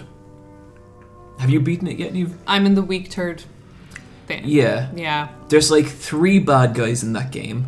First one's great. Second one's not. Third one's great. Okay. But it ends really strong. Like, they put a lot of resources into that ending. There's a lot of like really good cutscenes. They do some really surprising stuff. Like, not surprising as in like big massive plot twists, but more just like, oh, I'm doing this now. Oh, that's cool. And I felt like they really made good on the game. Like, and it's kind of cemented that is definitely one of the better games I've played this year. You know, it's probably not going to be my game of the year, but it was one of the best surprises of the whole year. It's like, there's some fucking great stuff there. I think when it's at its weakest is when it's most reflective of the first game, like when it's not in open world environments. Because then you just get these you get these sections where it's like, it's nearly more, that doesn't feel like a game designed to play linear. Yeah. You know? And it just doesn't work. But some good moments come out of that, like the weird shit with the mirrors and the like witch coming through the mirrors and you have to pick the puzzle doors through the reflection. I hated that. Oh my god, I love those bits. They were so good. I think it kept not working for me. So I'd be like, okay, that's the door I have to go through, and I'd go through it, and I'd end up back in the fucking witch. No, that's you getting the wrong answer. It was working. Look, Niamh, if you want to say that they didn't work because I'm dumb, fine. But like, yeah, no, it didn't. What I liked about that as well is they don't have reflections in that game normally, but you know you're going into a mirror puzzle because suddenly you can see yourself, and like it's really fun because I always check the mirrors and I was like, wait, there's reflections, and then it ended up being a puzzle. But I like those bits of, like, I get what you mean. I think this game is at its best when it's doing the open world scarcity thing. Yeah. But when it does the linear stuff, some of the stuff is really fun and hokey in an enjoyable way. Like, I like the puzzles. I like some of the weird corridors closing off on you stuff. That stuff's great. I think there's a section of the game where that eases up and it's more just go through this creepy linear location, and that wasn't as good, but it rebounded really well. And like, I don't know, the last environment is just so cool and so weird, and I really appreciate, like, I love the environments of that game. They're beautiful, and like all the way from like just a regular bar, and it's like this fucking beautifully, exceptionally modeled bar, to just like some of the most surreal and like fantastical environments. And I have a lot of love for that game. Like, I really don't think it's going to get the attention it deserves, and that's a real shame. You know what it does that I love, and I wish more games do it? It takes control of the mic in the controller. So one of the monsters who does her little la-la thing coming up to scare you, you'll hear it in your hands first, like disembodied from the TV, and that works so well. Cool. Like, it really works really good. I love when people use the speaker in the controller. It's Let super me tell good. you about a little game called No More Heroes. In that you have a telephone call. Your controller, like the Wiimote, is a telephone. That's pretty good. And you have to answer it, and you can't hear them on the TV screen. You can only hear them through the That's controller. cool. Bryan played the whole first game with his controller muted, and he didn't get. He missed like all these like plot crucial conversations. I really hated the speaker in the Wiimote, so I just turned it off. Fair enough. And I never turned it back on. So when I played No More Heroes, I just didn't understand the context of those. Because it was just Travis holding the phone to his. Yeah. And I'd be like, "But it's deadly, isn't it?" And you'd be like, "No." It wasn't until a couple months later that we clicked that I had my Wiimote on silent. Aww. Yeah. I wish, like, Second Son, when they had the spray paint with the controller, you turn it on your side and you press it. I mean, that's alright. I like a little bit of that in stuff. Well, let me tell you about a little game called No More Heroes. Okay. You have to shake the sword like I'm gonna say shake weight to recharge it. Yeah. And that's pretty good. Yeah, you gotta fill that meter. I think there's a decent chance you'd like No More Heroes, Niamh. I think it might be you're kind of stupid. Cool. You know what I mean? Oh yeah. Like you like other Grasshopper game. Shadows of the Damned. Shadows of the Damned. Yeah. No More Heroes is Shadow of the Damned minus the zombies plus Star Wars. Okay. Sure. Yeah. Yeah. I mean, yeah, like there's literally Darth Vader is like a regular enemy in that game. Yeah. Like not a boss, he's like a grunt. And you fight like 5 of them at one point. It's something. Niamh, you've been playing Battle Chef Brigade. Yeah, this is on the Switch. Yeah, I've seen some art of this and I've seen some animation. It looks amazing. Yeah, it's like a 2D animated game, and it's kind of in the style of like not Legend of Korra, but like Legend of Korra model sheets or like Kill la Kill model sheets. Like it's really like Kill la Kill. There's a does crossover. look like Sushio drew them. Yeah, like there's a bit of a like in between. I don't like how this game looks. What? Yeah, I think it looks really plain. Okay, like I get with like when you kind of make the face about Kill la Kill, it doesn't have that like kinetic like animation-y like cool poses stuff, but it has the kind of more model sheet side of that. Like if someone was to show you model sheets, but it's a 2D side-scrolling beat 'em up / puzzle game. So the idea is you're a chef and you want to go and you want to join the Battle Chef Brigade, which is basically the concept of Iron Chef. Yeah. So you defeat enemies and you bring their ingredients back, and then when you cook, it turns into a match 3 puzzle games, and you have to like match 3 fire or 3 water or 3 earth, and then you put your dish up to judges, and some judges would be like, I like earthy tones in my food, and other judges would be like, I like fire tones, and you'll always have an enemy ingredient that you have to include. And like it just kind of gives a lot of cool context to a puzzle game. Like it's just a very basic puzzle game, but with the cooking elements thrown in, it gives it so much charm and just fun. There's so many good characters. Like it's watching a very good episode of like Hell's Kitchen or something like that. I see what you mean by the Kill la Kill thing. Yeah. The main girl looks really like Ryoko. Yeah. And one of the girls looks really like Satsuki. Do you know what country this is from? Is it French? It was a Kickstarter in 2014. Yeah. I think it might be American, but maybe I'm totally wrong. I actually don't know. It's definitely Western. Yeah, definitely. So okay. I think it's just American. Wow. The studio's like Trinket Games, and it's published by like Adult Swim. Yeah, sounds about right. Mm-hmm. Yeah. It's really cool this game's out on the Switch because you know when you hear about Kickstarter games from 3 or 4 years ago, and you just think like that was a completely different environment for games. To see it on a platform like the Switch.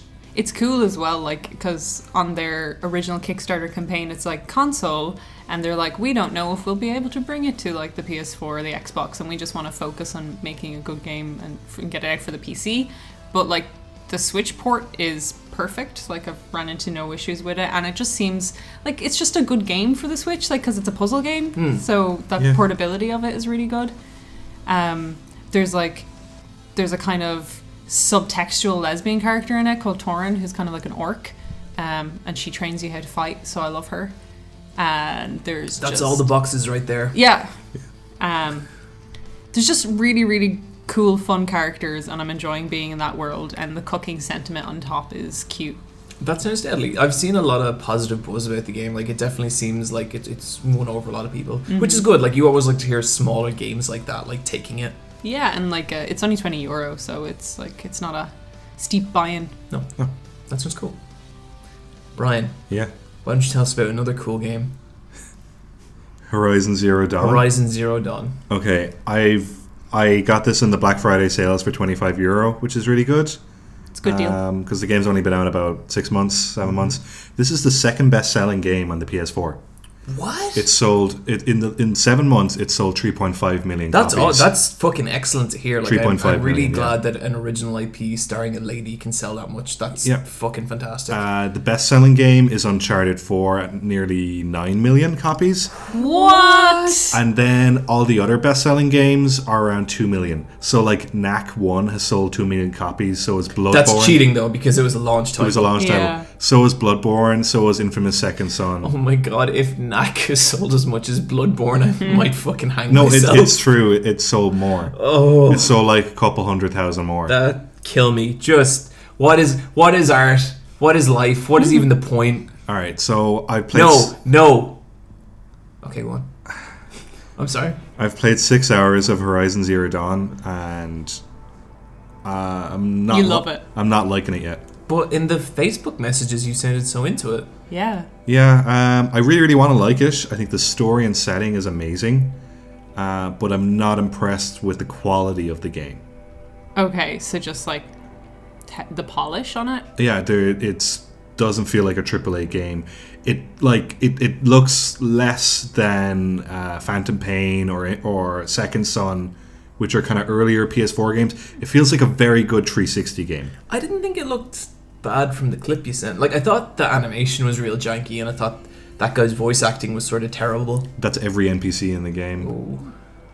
It kind of looks like they have the scripted like animation for NPCs where they're just like matching face movements. Yeah, and when they're walking around the village, yeah. So this is kind of a bit all over the place, but it's just because I'm still early in the game. But there is a lot of stuff with NPCs where they're just walking around in circles, bumping into each other. They're not scripted correctly, and all this stuff was figured out in GTA 5, which came out 4 years ago. It like to me, it just feels like there's stuff in this game that's in older games that's been resolved, and I don't see why the mistakes are here in this game. And it's being made in the Guerrilla engine, so it's made by Guerrilla Games, but it's going to be used for the new Kojima game as well, Death Stranding, which kind of made me feel anxious because I'm not impressed with the polish of this game. I'd say that there's like the amount of money that went into developing a new IP, even though they were putting a lot behind it, is going to be different than developing a. Yeah. And game engines are also name. something that get a lot better with time. Like, they're that's true. constantly being iterated upon. The main girl, Aloy, sometimes she looks like brilliant. Sometimes she looks like Uncanny Valley jank. Right. She looks shit. And I'm really, really disappointed when she doesn't look like she normally That does. sucks. Her design's cool. It kind of sounds like a BioWare game where you know the money shots, like the money cutscenes, versus the like, well, here's just the flavor. Do you remember in Final Fantasy X where they'd have one set of models for the in-game cutscenes and one set of models for the battle? Yeah. Because like you'd go to the in-game cutscenes and Titus would look, and like I'm not talking about like the CG cutscenes, but the in-game cutscenes, and Titus's face would be like fully animated, and then him in the battles looks like a weird Muppet with all the moisture sucked out of it. Yeah. Oh, what? Are you? No. Yes. Like in the battles where you're not meant to see close-ups of his face. Yeah, he looks fine. He looks no poly. He like a Muppet with all the life sucked out of him. Moisture sucked out of it. Moisture, yeah. He's I guess moisture would be he's life. a dry husk. Someday you'll have... Ghosts don't have moisture, John. Well, way to spoil the greatest game of... He was dead the whole... That fucking game is so... Anyway. It's so good. Anyway, Bryan, sorry. There's a second game that I'm going to talk about later that kind of relates back to Horizon Zero Dawn, but that I think Aloy, the main character in it, she should look better. Like, they should have put more development into this on her design. You think this game needed more time to cook? Her hair is constantly clipping into her body. Yeah. Just like she's covered in mistakes. Covered in mistakes. It really feels like I'm playing Batman Arkham City, the second Batman Arkham game. It just feels like tasks. I think that's one of the games that is like was the most revered at its time, and I only ever hear people talk bad about it now. Yeah, it doesn't feel like Arkham Asylum. I wish it felt more like Arkham Asylum. I wish it was. Asylum was such a great game. I really wish this was a smaller story or a smaller scale game, but it really just feels like a Ubisoft game where I climbed a tower, got all the stuff, and I don't want to do it. I don't want to fucking play this game. It feels like a chore. Chore lists. That sucks. That really sucks. But especially since Ubisoft are doing better with that. Yeah, they are. But then the story and the setting is super compelling, so I'm going to play more because it's such a great idea for a game, and there is a lot of positive stuff in it. Yeah, and I've heard... It's got a great selection of representation in it, which is very refreshing for a AAA game like that. But then it just doesn't feel that well made. Yeah, I've heard like a lot of kind of divisive things about it, but not like. I've heard very little middle ground stuff. I've heard a lot of people being like, this game hasn't clicked with me at all, or people who are like, this is a Game of the Year candidate. Yeah, so far it's not clicked with me. I'd love if it did, but I'm not optimistic, but I do want to keep playing it. Yeah. I also picked up something in the Black Friday sale. I started playing Uncharted Lost Legacy. Yeah. Which is the Uncharted game starring Chloe and Nadine. Who's Nadine? What's her deal? She's in 4. Yeah, and she's a mercenary. Is she someone's daughter, or is she related to someone? She is, but it's not really that important. I think I was under the impression she was Nathan Drake's daughter. No, Yeah. She kicks the shit out of Nathan Drake. Oh, I've watched those cutscenes. Oh, so you filled in the details for yourself since then? Sure. Oh my god. Anyway, it doesn't matter. Moving on. Is it good? It is. It's really good. I'm really digging it. I'm a couple hours in, and I've never played an Uncharted game before. Nathan Drake as a character just did not interest me at all. Like, I've experienced all the Han Solo rogues I ever need to experience. And so when I was a little interested in this game because I don't know really Chloe, but I was like, man, she looks cool, and I thought Nadine seemed awesome, and so I downloaded it. And man, I have Naughty Dog sure know how to put out a polished game. Like, this game is polished to a mirror sheen, like even more so than I felt like even The Last of Us was, because I thought parts of The Last of Us were kind of janky. Yeah, like, you haven't played Uncharted 4? No. That was super polished as well. Yeah, for sure. This, I just feel like I put on this game and it perfectly guides me to what I need to do and where I need to go. There's very few cases where I'm wondering, like, what am I meant to do next? All the visuals hook up really well, the animations flow really well into each other, and it's a really impressive game. Like, the environments are absolutely gorgeous, they're beautiful, the voice acting's very good, writing's pretty good. Like, it gets a little quippy here and there. That's normal. Yeah. But, like, not to the point that I found it really infuriating, you know? And, So who do you get to play as? Chloe. Not Nadine. No, Nadine's your buddy. Okay. I guess Chloe's alright. I like Chloe. She's very bold. Yeah, she is. She hasn't said anything bold, but I can just tell that the potential is there. She looks bold. She looks like a bold Spice Girl. Bold Spice. Yeah, Bold Spice. Sorry, did Naughty you just Spice. say, was there a Bold Spice? Yeah. I don't know the Spice Girls lore. I don't know where they came from, or Mel C's kind of bold. Yeah, Soccer Spice. Soccer Spice. I really love the climbing in the game. The climbing just feels amazing. Was the grappling hook in the previous ones? Yep. Oh man, the feeling of like when you like you hold L1 to like start swinging the hook, and then like you jump off a cliff and then let go, and like the way the momentum carries through, like it's exceptional. It's really fucking good. And I'd never experienced the Uncharted dissonance, the kind of famous Uncharted dissonance, you know, where like Nathan Drake's like, hey, I'm a man, blah, blah, blah, and then he like murders 18 people. It's fucking weird, and it's so pronounced. People are so disposable in that game. Yeah. Like, bad guys in this, they go down so easy, especially like, and maybe it's because I'm playing as Chloe, and Chloe's like this, like, you know, quite like slender lady. Like, if I was playing as Nadine, I could totally see her going up and just snapping someone's neck. But Chloe's like kind of mannerisms and physicality, I think I have like trouble believing she could do that. You know, because she literally walks up to someone and a second later they're dead. I'd probably have a similar trouble with Nathan Drake. I think Nadine could get it the fuck done. But that's... human life is so, like, disposable. Yeah.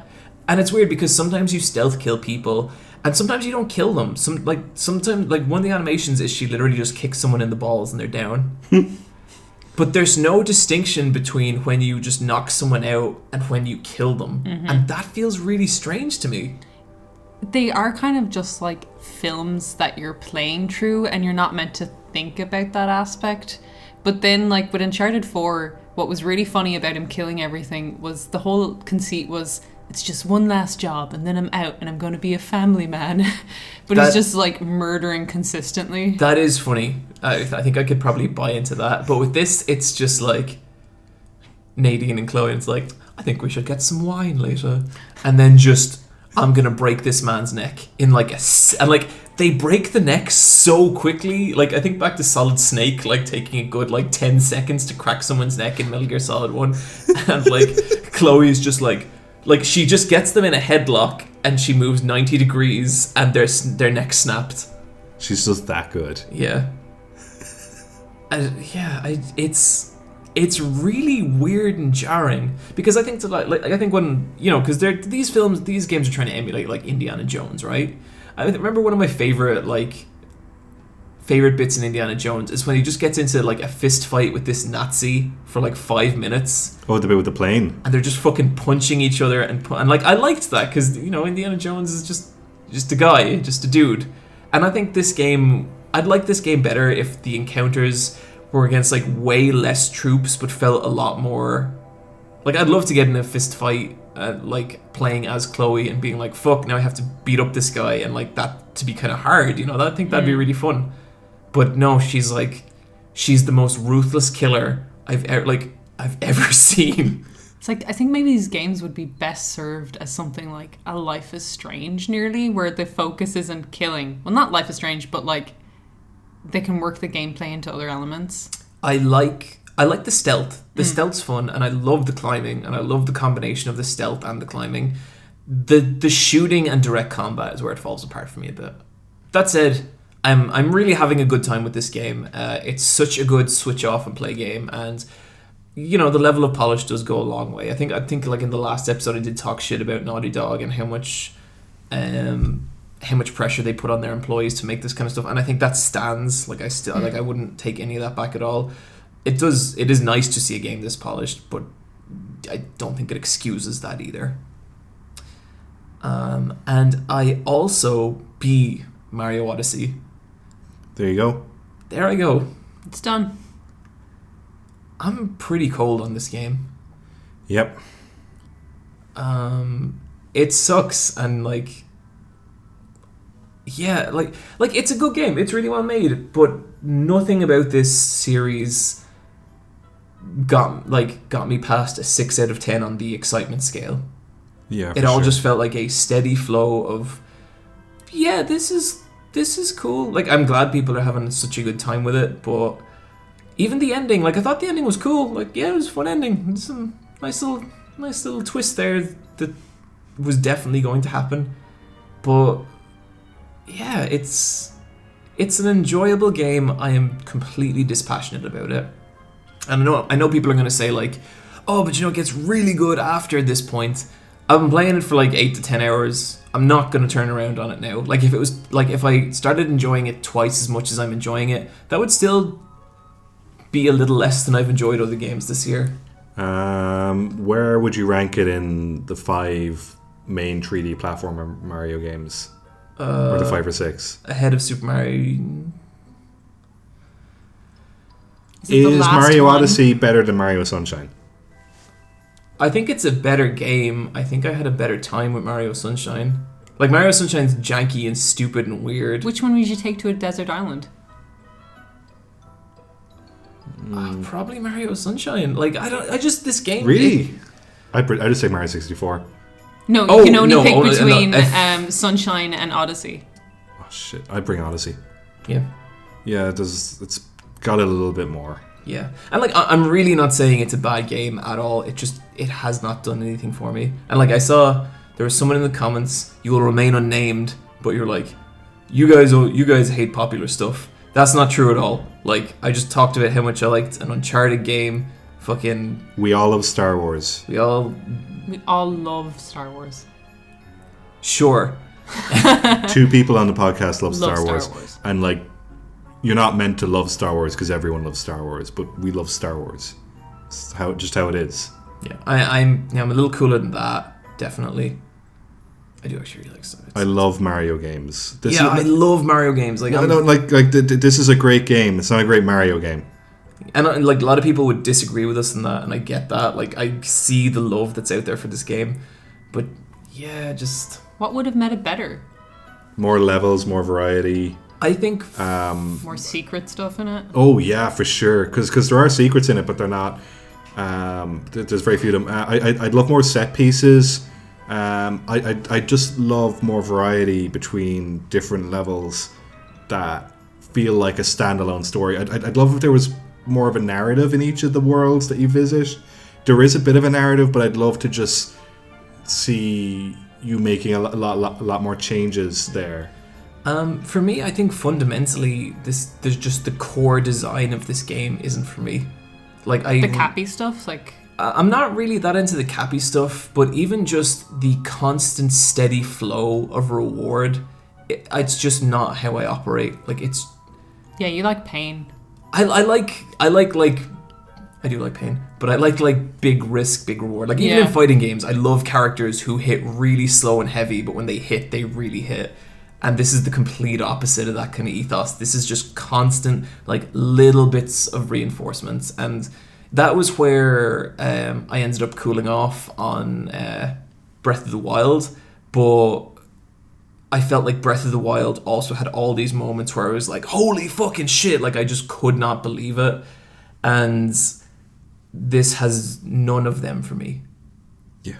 So yeah, I'm very disappointed in it, but I also don't think it's a bad game at all. I think it does a lot of cool stuff. It's just not cool stuff that I care about.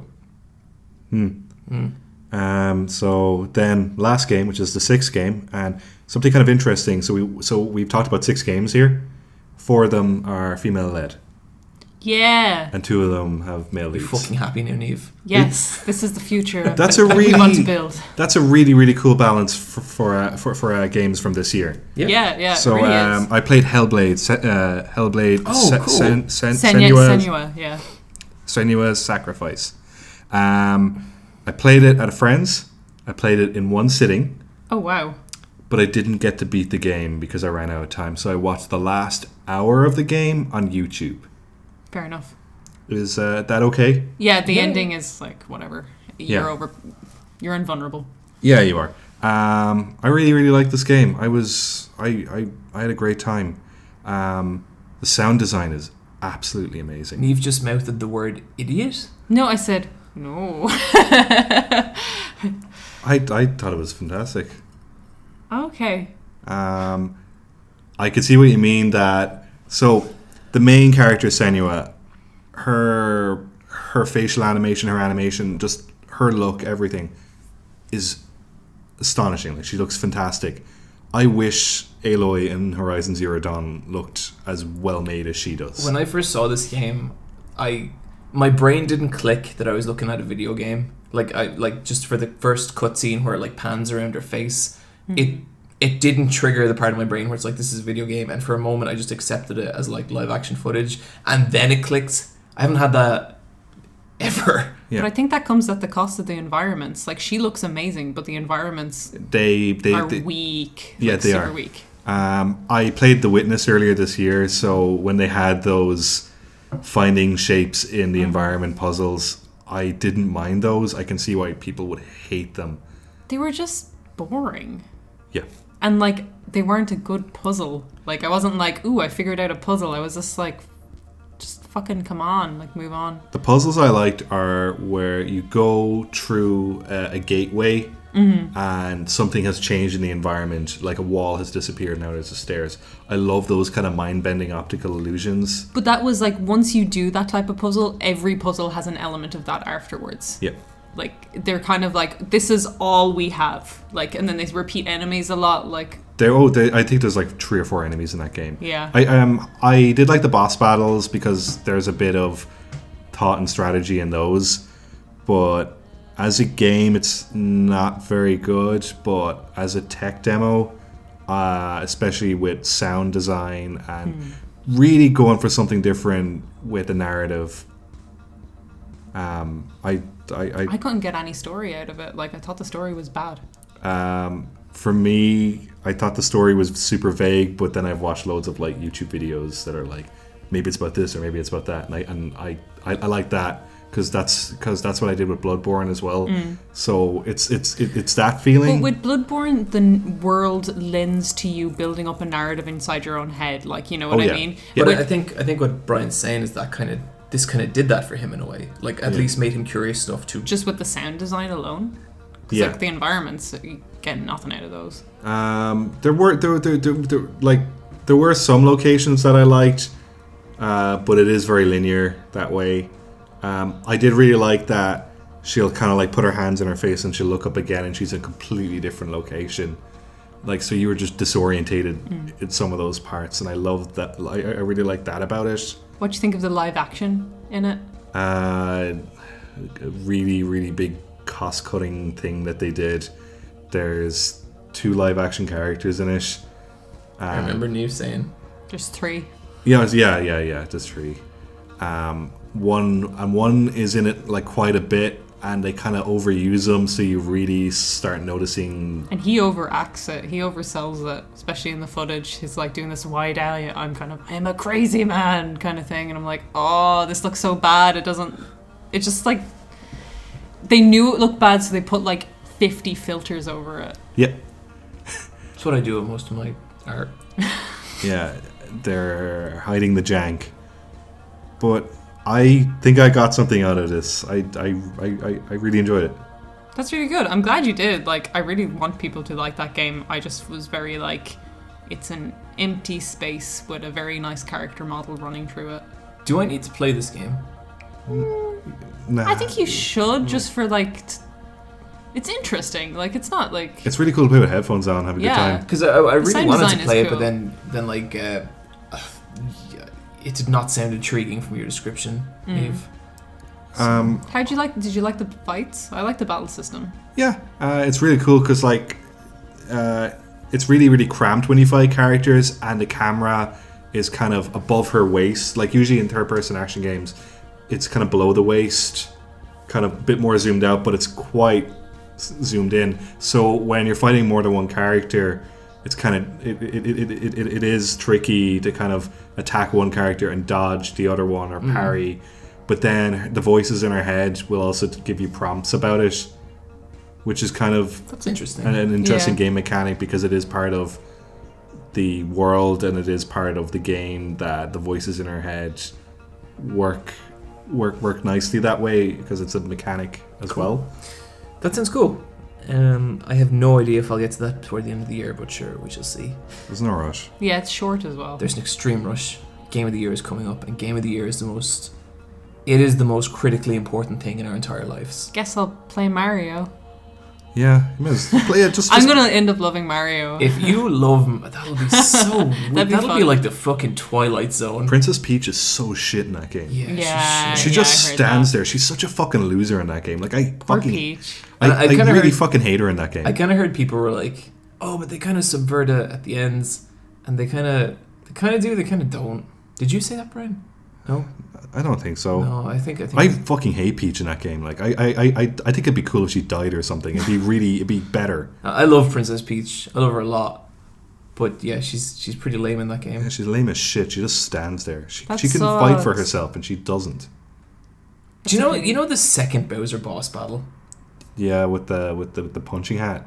No, when he brings a friend. Oh yeah. That was just weird to me. It could look great, but what a waste of resources. I don't know. I don't know. Yeah, anyway. Let's move into Quicktime Events.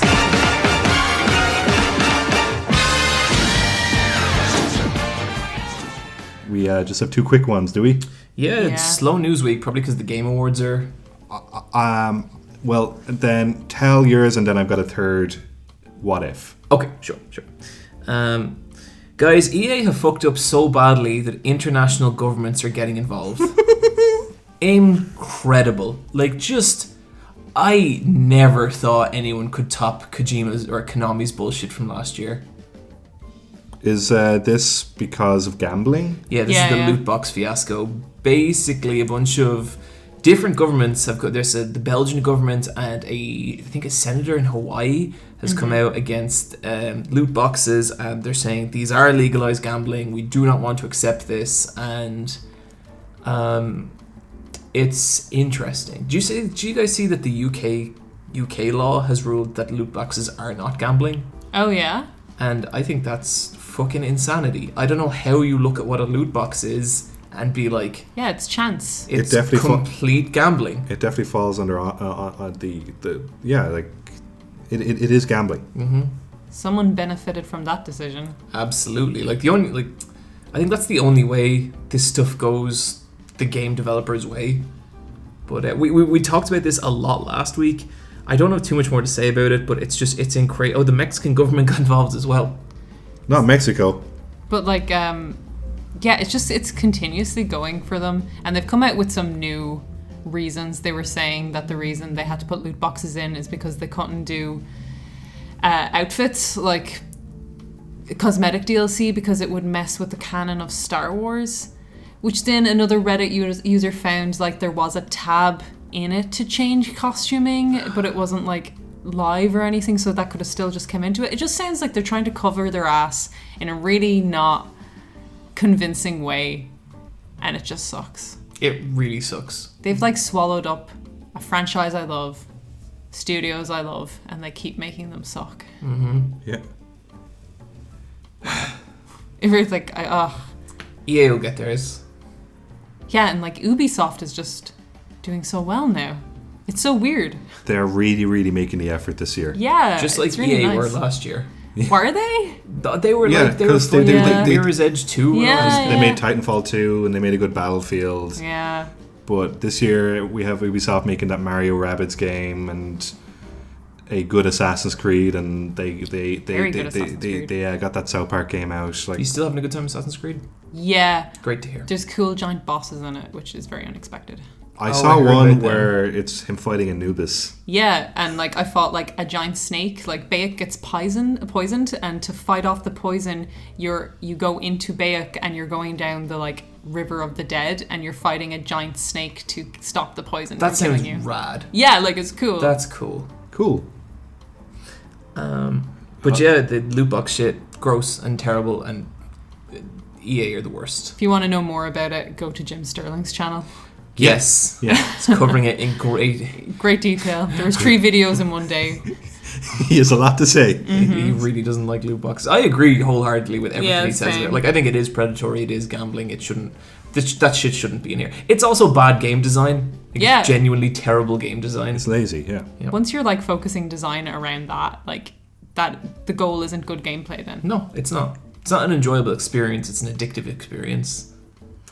Gazillion Entertainment lays off entire staff days before Thanksgiving. That was really rough. This was a studio on Marvel Heroes. Yeah. Is this a card game or what is it? No, I think it was a online fighter. something. Was it? Yeah. It was on mobile, and they brought it over to console like I think June this year. And it's a free to play, but there's like paid loot boxes in it. So people bought a bunch of loot boxes, but now Disney pulled the plug on it, which means the studio Gazillion had to fire everyone. So gamers are annoyed because they invested real money in this game thinking, I know, how long can I play this for? I guess you don't think about it going bankrupt in 6 months. Yeah. They can't get any refunds on it.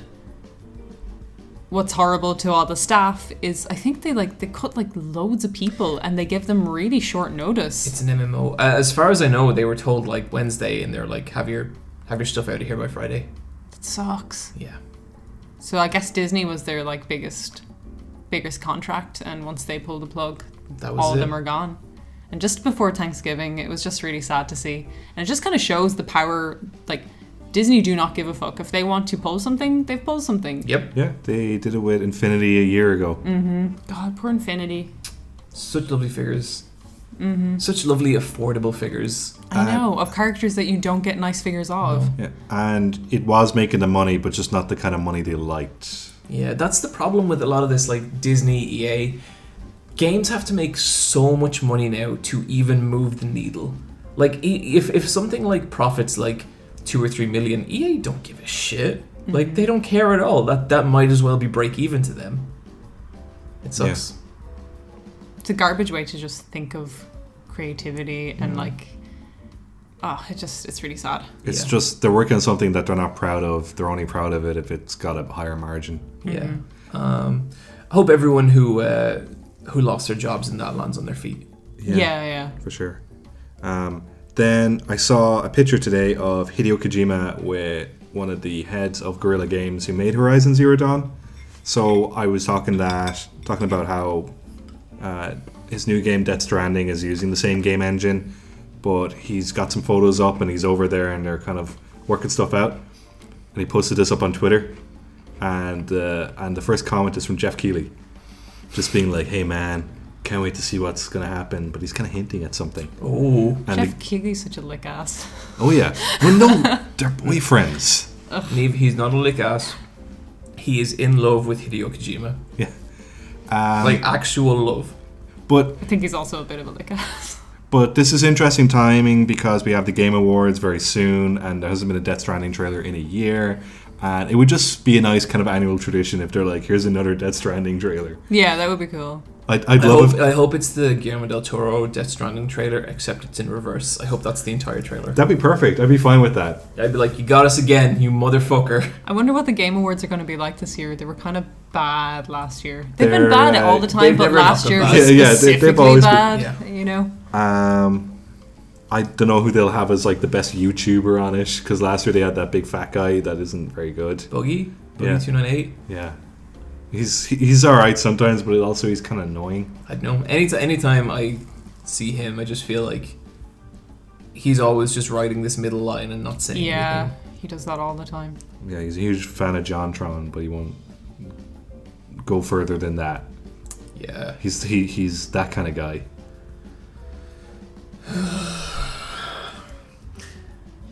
And that's going to do it for Quicktime Events. Yeah. Meaning we're moving straight on into emails.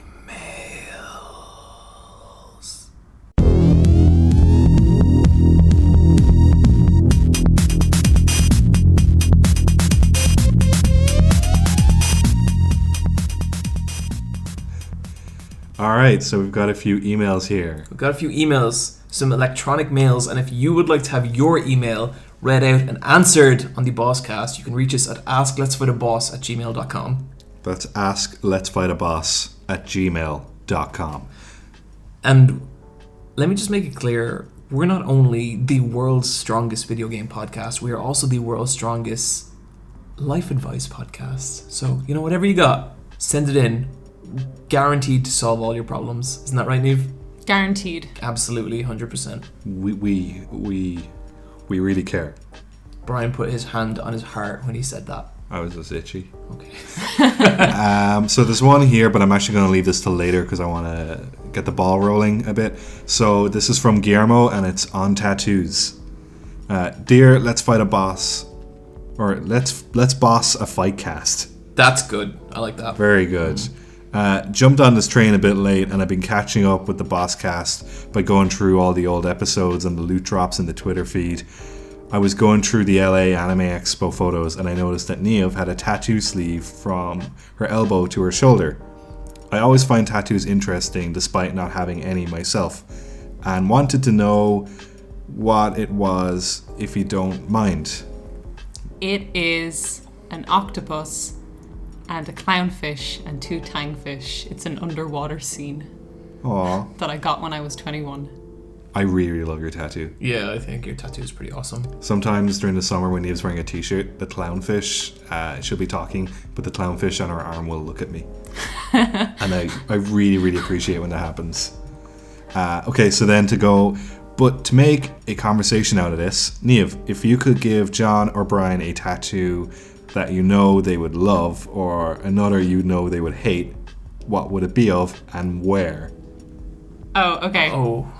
John, his right bicep, because I presume it's his favourite.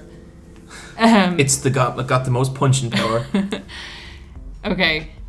Like one of those Instagram inspirational quotes, so maybe like live, laugh, love in text, and then a picture of like a shaded portrait of someone else's baby.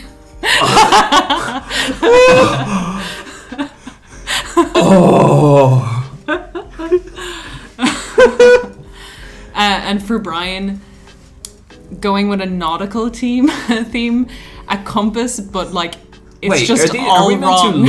Okay, yeah, okay. Yeah. All the details are labeled wrong on So the what, compass. like north is over where west should be? Yeah. Oh, fuck that. Fuck that. Oh, that would... I'd scratch at that. That's awful. Okay, Niamh, how about for you? It's just an erect penis, like, going up your arm. Well, fucking hell, yeah. Oh, I wonder if I'd hated that. Yeah. Like, it was like me and Bryan are boys, so we'd love that. And we'd be like, yeah! Okay. And then the same one for John, except below it, in Comic Sans, it says, Daddy's home. No. Just the worst tattoo. Oh my god. Yeah, okay, that is actually the worst tattoo. Yeah. You know, there's a UK like show where they get two friends who clearly hate each other and they get to give each other a tattoo.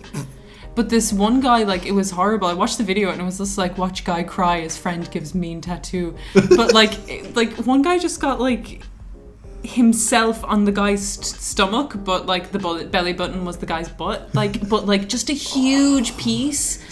And it's just like, why would you do that to your friend? And another guy was just like, had like, you know, comic writing where it was like punch, power, whatever, but it was like syphilis and all this around his like crotch. It's like the worst show. There must be some deal with this show where they say, we'll pay for the laser surgery. I think they're just like, you need to sign this and it's your friend picking it and kind of, they just sign a waiver. Man. It's nuts, I know, and it's nuts. Like, reality TV is the worst. How about like tattoos on your eyelids, so when you close your eyes it says something, or like you've got like cat's eyes. Oh, it would say good night. Yeah. I think if I was to give Bryan a tattoo he'd hate, it could literally be anything, because I think Bryan would hate to have a tattoo. Yeah, I think Bryan has a very soft aesthetic and he likes to come across as non-threatening as possible, so when he says fucked up shit, it's like especially frightening. Yeah, that's how he works. And so a tattoo of anything would take away from that. And so a tattoo Bryan would like would be something people would never see. So say like a little pixel Kirby on the bottom of his foot. on my soul. Yeah. That would be really sort to tattoo, though. Yeah. I've got very sensitive feet. Yeah. Like they're I'm just saying, if I could magic a tattoo onto you, that would be something you'd be the most okay with, I think. Nugs Bunny, that like stoner version of Bugs Bunny. I would rather Stoner Simpson or Chronic the Hempog. Have you guys heard of the Hood Slam that Johnny got? Yeah. Drugs Bunny. Drugs Bunny's a cool guy. Drugs Bunny is just Boys from the Hood or Boys from the Flats. Drugs Bunny versus Wario. Brilliant. I love bootleg wrestling. I have no plans in my life to ever have a tattoo or ever have a piercing. If that changes, I'll let you know, but for the foreseeable future, I don't see that happening. What about you, John? I think about it sometimes. You had your ear pierced, didn't you, in college? It's still pierced? Probably not. I'd say it's healed up now. He had the same earring as Harvey Kinkle. Why don't the three of us just get really sweet back pieces? like Yakuza. Like the Yakuza. Okay, so for me, I want the cast of Rocket Power on my back. Oh my god. Jesus Christ. I'm like, I hate Rocket Power, but I'm going to be like... I'll go Wild Thornberries. Yeah. You're Rugrats, John. Yeah, you want Chucky on your back? You want Chucky and Tommy I just want Phil and Lil's mom. Yeah! And like Phil and Lil's dad is like just on the He's book like rack. tiny. Yeah. I was just going through a weird phase. I don't know. Stop asking me questions. She's a great woman. Oh, God. That's from Guillermo. Guillermo, thank you so much for that question. That was joyous. Yeah. Okay, this is from Adrian. Okay, Niamh, I guess this is the one you wanted. Is it? Yeah, I notice a recurring theme on the podcast that all of you have a weird hate boner for Quips and Joss Whedon. We've never said anything about Quips or Joss Whedon. And I'm just wondering if you could explain this hatred for me. I'm not defending Joss or Quips or telling you that you're wrong. I just noticed that those things keep on bringing up in the podcast. Yeah. Okay. He just wants to know. Yeah. Okay, how did we all individually come to despise Joss Whedon? I just think our sense of humor doesn't click with his. Oh no, I just like fucking hate him. That too, as well, I guess. That as well. I don't hate him, but I've gotten more annoyed with his face over the years. So for me, the first Avengers movie was maybe the worst cinematic experience I've ever had in my life. Because I'd heard all these stories that, hey, there was this new Marvel movie, it was Avengers, had all the superheroes in it, it's fucking amazing. Like, I remember we went for a burger with our friend Johnsy, and Johnsy was saying how like people are like got 99% on Rotten Tomatoes, how Hulk totally steals the show, all this stuff. I went with a group of people from work, I sat there, I hated it. I hated the fucking weird whimsical tone. I hated fucking Scarlet Witch's weird vagina karate. Oh, Black Widow. Black Sorry, Widow. yeah, Black Widow. You know when women have that in like they don't fight like special agents or people who actually know how to fight. They do all this fucking weird hip and leg shit. She's using her sexuality. Yeah, the most powerful weapon a woman had, and like I hate and just Yeah, she's like voguing while she fights. Yeah, there was like a mathematical timing to the jokes. So it would be like serious line, joke, serious line, joke. And like by the end of the film, I could predict when every joke was going to happen, and they were terrible. And I despise that movie. But the worst part was when I came out of it, and everyone was like, "That was pretty good." And it was like one of those nightmare scenes from early Simpsons when the visuals get all fucked up, and I was like, what's happened? No. And then people was like, yeah, apparently they're gonna make a cinematic universe. And I was like, no, what? And that hellscape became real, and now everyone thinks Joss Whedon has tricked everyone into thinking the Avengers is really good. And look, I'm partial to the odd Marvel movie. Guardians of the Galaxy was alright. Thor Ragnarok's pretty good. Haven't seen anything else except movies I hated. But I just feel like his brand of humor has infected pop culture, and what's worse than Joss Whedon humor is like fucking people trying Joss Whedon humor and failing. And I've seen a lot of TV shows like that. Mm-hmm. The Good Place is like that. And no, it's not. You said The Good Place is like that, and it's not. It's so not. It so is. And that is why I hate Joss Whedon. You guys are a bunch of cats. It was the worst experience I've ever had in a cinema, and it lasted so long that I'm still living in it. What you said about like how he tricks people into thinking his stuff is good, that's why I hate Joss Whedon the most, is people talk about Joss Whedon as if he's good, and especially that he's a good feminist director, and that thing drives me nuts. He's written the most just shitty female characters, or at least put good female characters in shitty situations, like rapey situations where two girls meet each other and they're constantly fighting. I used to love Joss Whedon because I was a major Buffy fan. But you pointed out to me before the podcast, a lot of the best episodes of Buffy he did not write or direct. Yeah, well, some of the ones I think are pretty good. But like even if he's 100% wholly responsible for that, and I don't think he is, just all of these little things that you notice throughout his work does not make a portrait of someone who actually can write women well. He just can't. And for some reason, just because he has female characters, people really think he's good at it.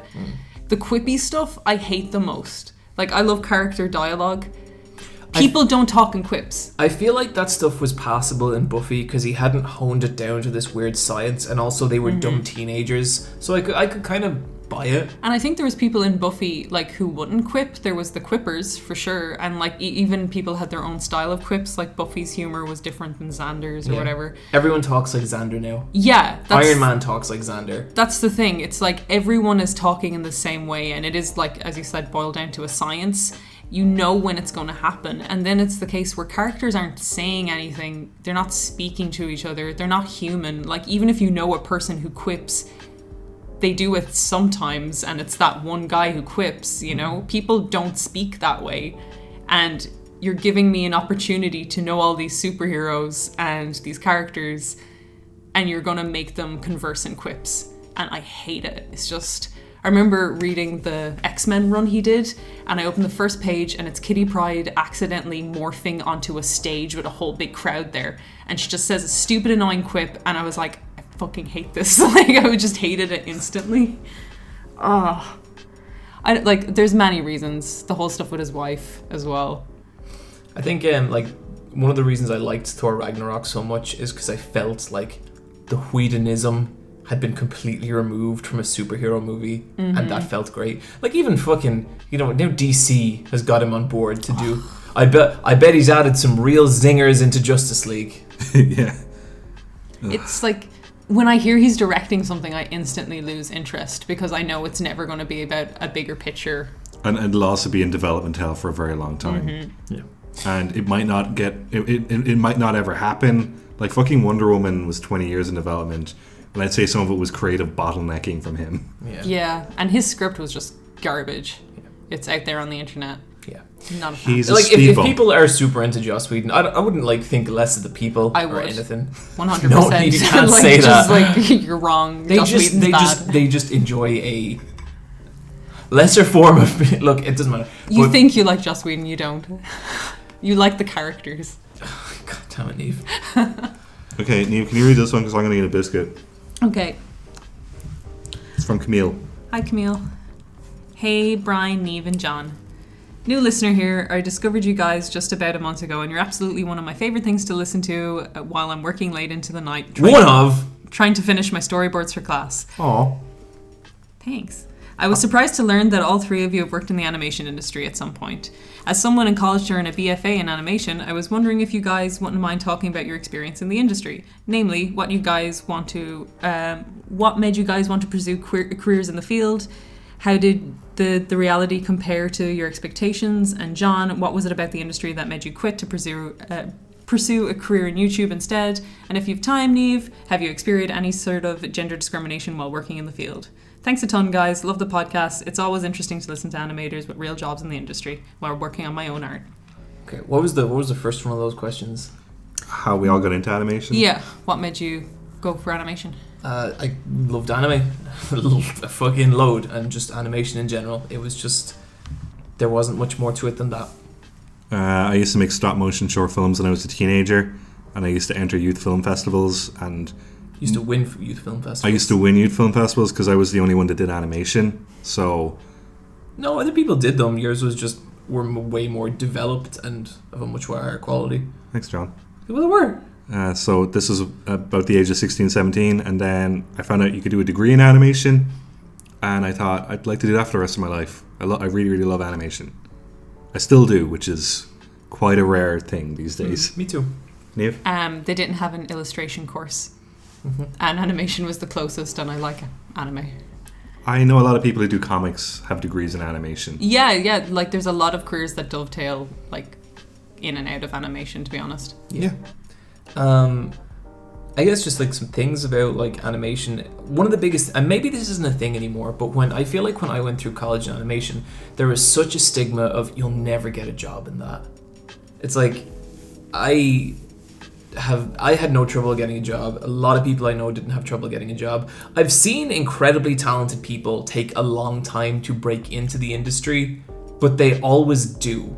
You know, like it like getting your foot in the door, it's so much luck and so less about talent. So if you are committed to getting a job in the animation industry, you absolutely will, like without doubt.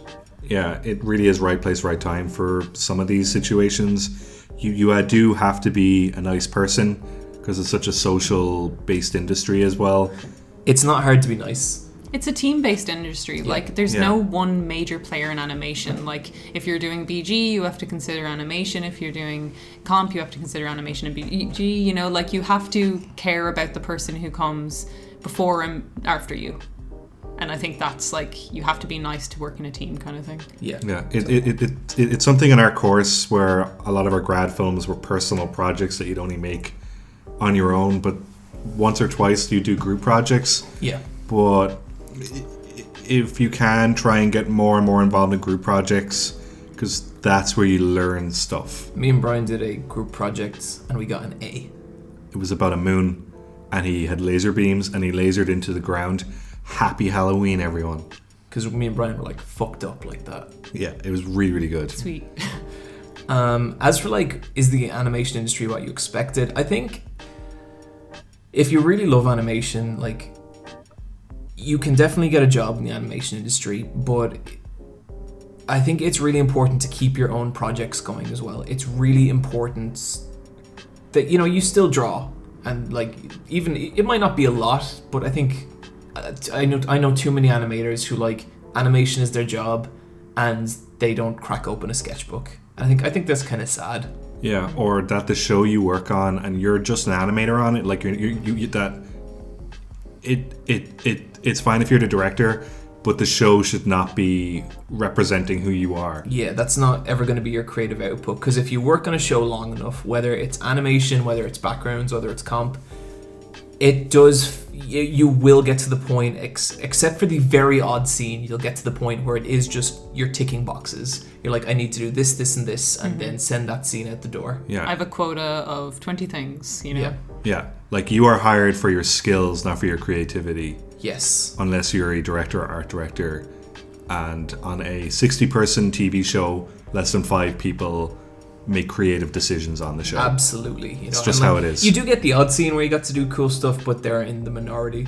But the good news is, like, you're always art director on your own stuff. And I think that's why it's so important to keep your own stuff going. Yeah, and the skills you learn at work can be reinforced back into your personal projects, which is always cool. Yeah, and I think I've had a lot of cases where personal projects for me ended up leading to other kinds of work. You know, like, just stuff, like, I decided to make, like, a weird little film, like, about dyslexia or something in the summer, and then that would lead to actually getting, like, a contract to make, like, an actual film for dyslexia. That happened to me before, and that was like 8 months of work off the back of something I just did for the fun of it, and that was cool. As for, like, why I left animation, I think when I was in animation, I worked in compositing and visual effects, and, like, the main reason I worked like that is because my draftsmanship wasn't strong enough to really make me a animator or a storyboarder or a background artist. But I was good with After Effects. I did really know how to put a scene together, how to change the lighting to make it look dramatic, all that kind of stuff. But even though I was good at it, I wasn't very passionate about it, and it was. I never hated working in compositing, but I was very bored after a certain point because I wasn't committed enough to, like, try and pursue, like, being a team lead or anything like that. And so eventually, like, you know, I kept doing my own illustration, and I kept, like, selling drawings at cons and stuff like that, and I still love doing that, and I still get really excited working on illustration and taking, like, a sketchbook to a cafe and stuff. But then the YouTube stuff just happened, and that was kind of an accident, to be honest with you. Like, I never had any inkling that YouTube was going to become my career, and it was very late into my YouTube channel that I actually decided I was going to, you know, make this my main job. And so it wasn't really a conscious thing to leave the animation industry. Like, at the time, I just kind of thought, I'm going to do this for 6 months, and then when my money's run out, I'm going to go back to animation. But it ended up just working out that I'm still doing it, and I don't know how long I'll be doing it, but it's peak YouTube right now, and you've been doing it a year, so it's going really, really well. Yeah, I mean, like, you know, YouTube, any job gets difficult after a while, and, like, I think anything you have to do becomes hard, and definitely with YouTube, like, that has its own drawbacks as well. It's massive amount of pressure. It can be really exhausting, but then, you know, I'm my own boss and stuff like that, and that's cool. So yeah, it wasn't a conscious decision to leave animation. It just kind of happens. I think that happens to people a lot. Like, a lot of people I know just kind of fall into jobs like that. Yeah. Niamh, what about the gender discrimination or any outside this podcast? Nothing overt, really, but you never know what decisions are made about you, that you're not privy to those conversations. I feel like we've been in situations where we were working with someone and I felt like they would have acted differently if you were a man. Yeah, like that yeah. Like, it's always a hypothetical, but it's also you feel it sometimes where you're kind of like, that would be taken differently, or maybe this would have been done. Or if someone phrases something like you said in a different way, it's like, oh yeah, good idea. And you're just like, oh. The most overt thing that's ever happened was homophobia, where there was a guy who would just follow me. Me and my partner worked in the same place for a while, and anytime we went to make tea or coffee, and just time when we would be alone, he was always made sure to be around. And it was a very intimidating Was he aura. curious or what? No, he literally hated me because I was gay. You could feel the disgust off him. I had a birthday cake and he stole my last slice out of my hand and put it into his mouth. He wasn't very nice. No, that guy was an asshole. Yeah, no, he was an asshole. I know the person you're talking about, and yeah, that person's a jerk. Yeah. So like that was the biggest thing that's ever happened. But as I said, you don't really know. You can only assume it is a thing that sometimes, like, it is a thing for sure. Yeah.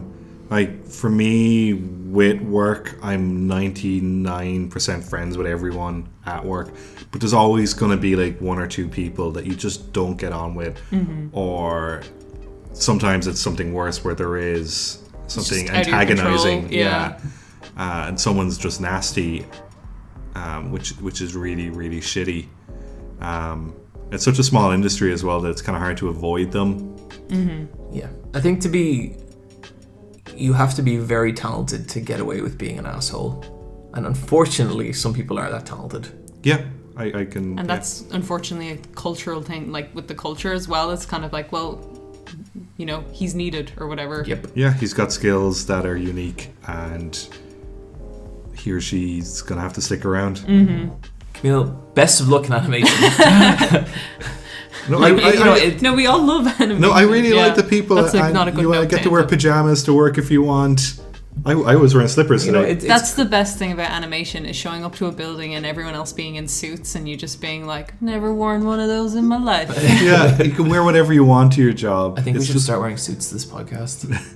We're all wearing suits currently. We all went to cartoon college and we just make cartoons. That's all it is. Animation college was one of the best times of my entire life. I had a fucking blast, and I think, you know, you should pursue the things you're passionate about. Absolutely. Yeah. I don't think any of us would like take any of it back. No. Like, no way. I am really happy that with the path this is all led to. We got one more. We do, and it is from Hentai Lover. And it's Embarrassing Secrets. I feel like Hentai Lover, he's already like that. Yeah, he's shown his cards. He's got nothing to hide, so he's all in on this. This is Hentai Lover 97, so that's a bit more context to it. Interesting. Good period. What are your most embarrassing secrets you are willing to reveal about yourselves on this podcast? None. I'm an open book. Yeah, I don't have any embarrassing secrets. So I was going to say you guys' secrets, but I couldn't remember John's. But there are none. Just a pure boy. What's the thing about the internet?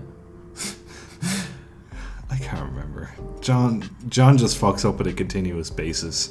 What's your embarrassing secret, Bryan? Oh, I'll get to mine. Just real quick, Niamh went to jail once.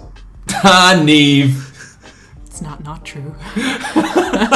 Okay, my embarrassing secret, and I love telling the story at parties late at night, so it kind of makes sense for me to tell this. Is this the Chinese? No! Okay. The Chinese food story, it's a different story. The Chinese food story is for a different time. I think you might have told that on this podcast. Well, I'll tell it again. This is a story I like to tell at very, very, very late into a party, so this is kind of intimate to tell everyone, but I do like telling this story. Up until the age of 10 years, I used to wet the bed every night. And I had no control over my bladder. I couldn't sleep over at people's houses. They couldn't sleep over at mine because it was just too embarrassing. That sucks, man. It really that would have been so stressful. It's such an inconvenience. It was such an inconvenience on holidays because my mom would have to pack like an extra set of like mattress protectors that like protect the mattress, and they make the worst noise. It's like a fucking rain sheet. I wet the bed once ever, and I was 15 years old. Yeah. And it was my aunt's house, and I just woke up and I was like, what the fuck? I was like even when I was a kid, like my mom said, like I never did. But just this one time out of nowhere, I wake up covered in urine. Maybe someone else's urine. Huh. No. You don't have a sibling who would like. I was like, maybe my brother. This is my aunt's house. This time you're in Australia. Jesus. Okay, John went to Australia and he fucked up like a bunch of times, but that's for a different I think that's a different story That as might well. be a different story. But just about my bedwetting, what happened was when I was 9, I was diagnosed with temporal lobe epilepsy. So I started seeing a specialist pediatrician. And that's all in the past now. But what was interesting was he was asking, do you have any other symptoms? Are there any other stressful kind of things in your life? My mum was there and he was like, well, he's a constant bedwetter and we can't figure it out.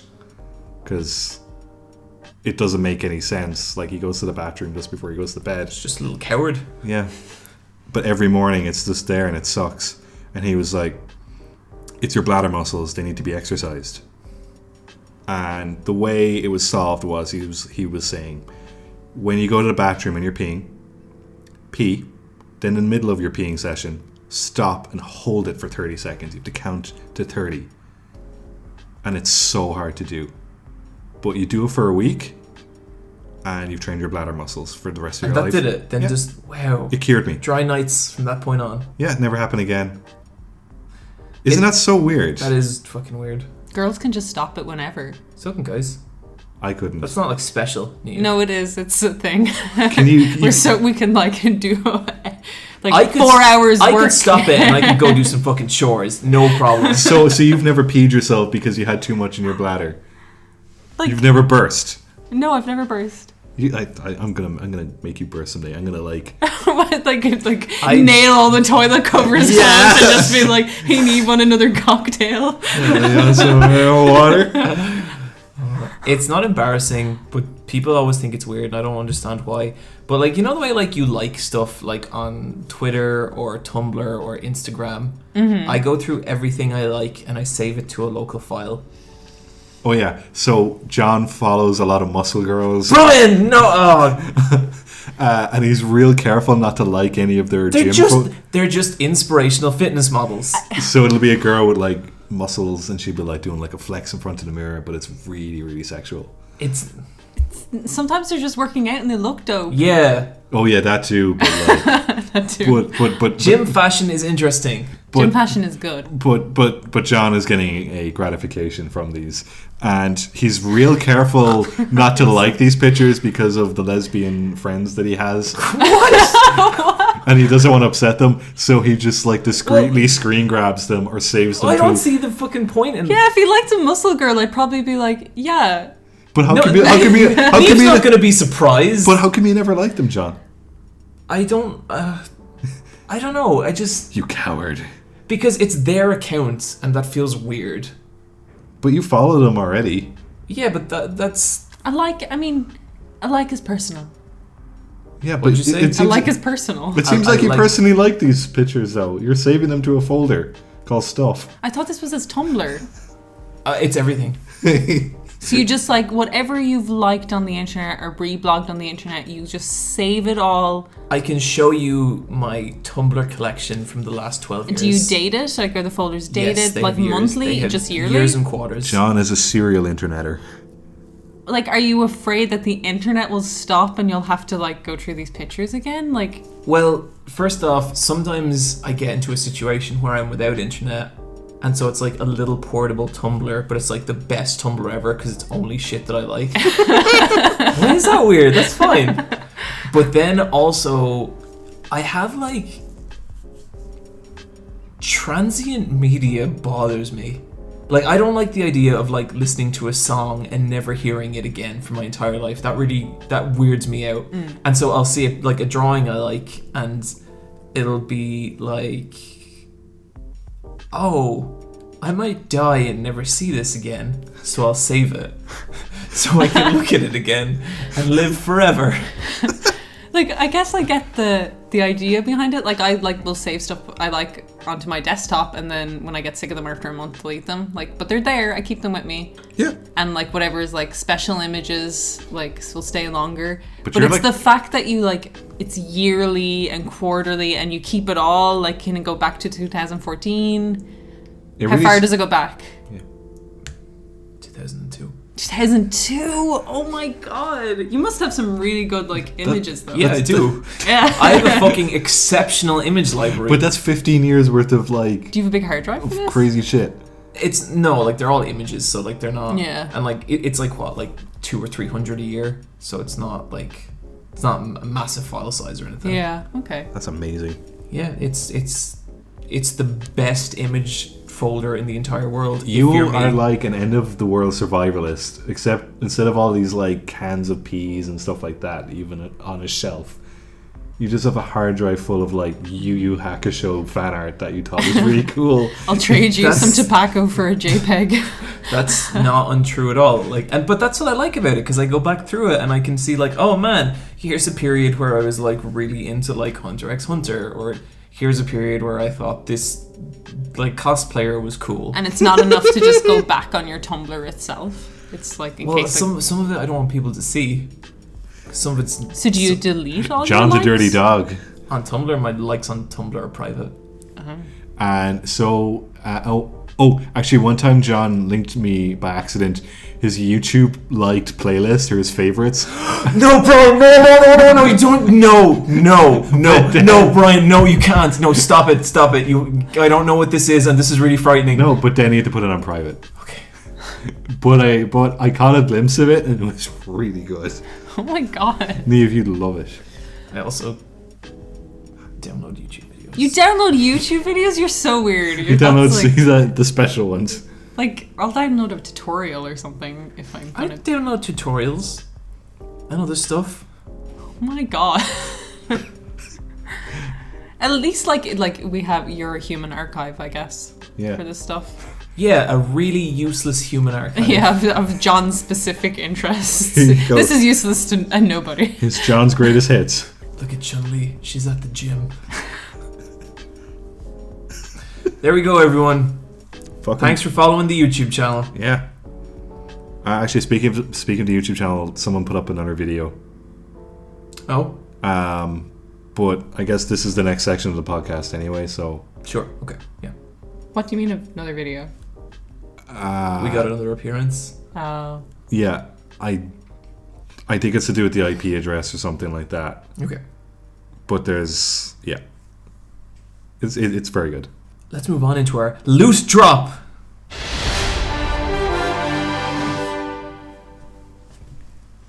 What was that, Niamh? Dance move. Niamh did a dance and it was really But it was one singular dance move, not connected to anything before, not leading into anything after. It was pretty cool. I think she was imagining the music in her head. Yeah. She was having a nice time. Okay. Niamh, what do you got? It's the transition. Lindsay Ellis. She is a movie YouTuber who did... Oh, she's great. She's awesome, yeah. She did a great video recently in like kind of in defense of the Disney's Hunchback of Notre Dame. And like it's about the adaptation of that film as a Disney film, but also just about the nature of adaptation in general, how it went from a book to stage plays and how Disney kind of cherry-picked the better aspects of all its different adaptations and got what they got, but also kind of about the idea of transforming media and it's keeping its meaning, and maybe transforming it is the only way to keep its meaning. Like, as time goes on. So, like, it's really interesting using Hunchback as, like, its case study, and she's just, like... Her videos are always good, but her last two specifically have been just brilliant. Like, cool.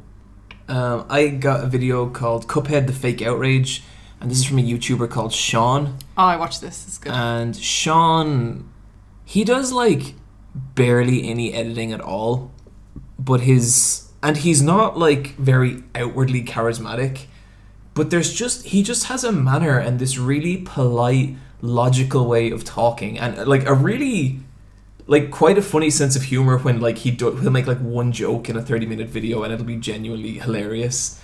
And what he's talking about is something I guess I didn't really like in the last boss cast. I kind of mentioned it a little bit, all the controversy around Cuphead's difficulty, and he talks about how that's actually kind of a non-controversy, which I was like trying to get at a little when I was talking about it, but I didn't have it properly figured out, but he just nailed it. It's like how no one's actually really that annoyed about Cuphead's difficulty, and no one's that annoyed over the like implicit, like the kind of like how racist a lot of Cuphead's source materials are. Mainly people are just saying this is worth talking about. No one's outraged, no one's calling for the game to be banned, no one's calling the game racist, no one's calling the game ableist.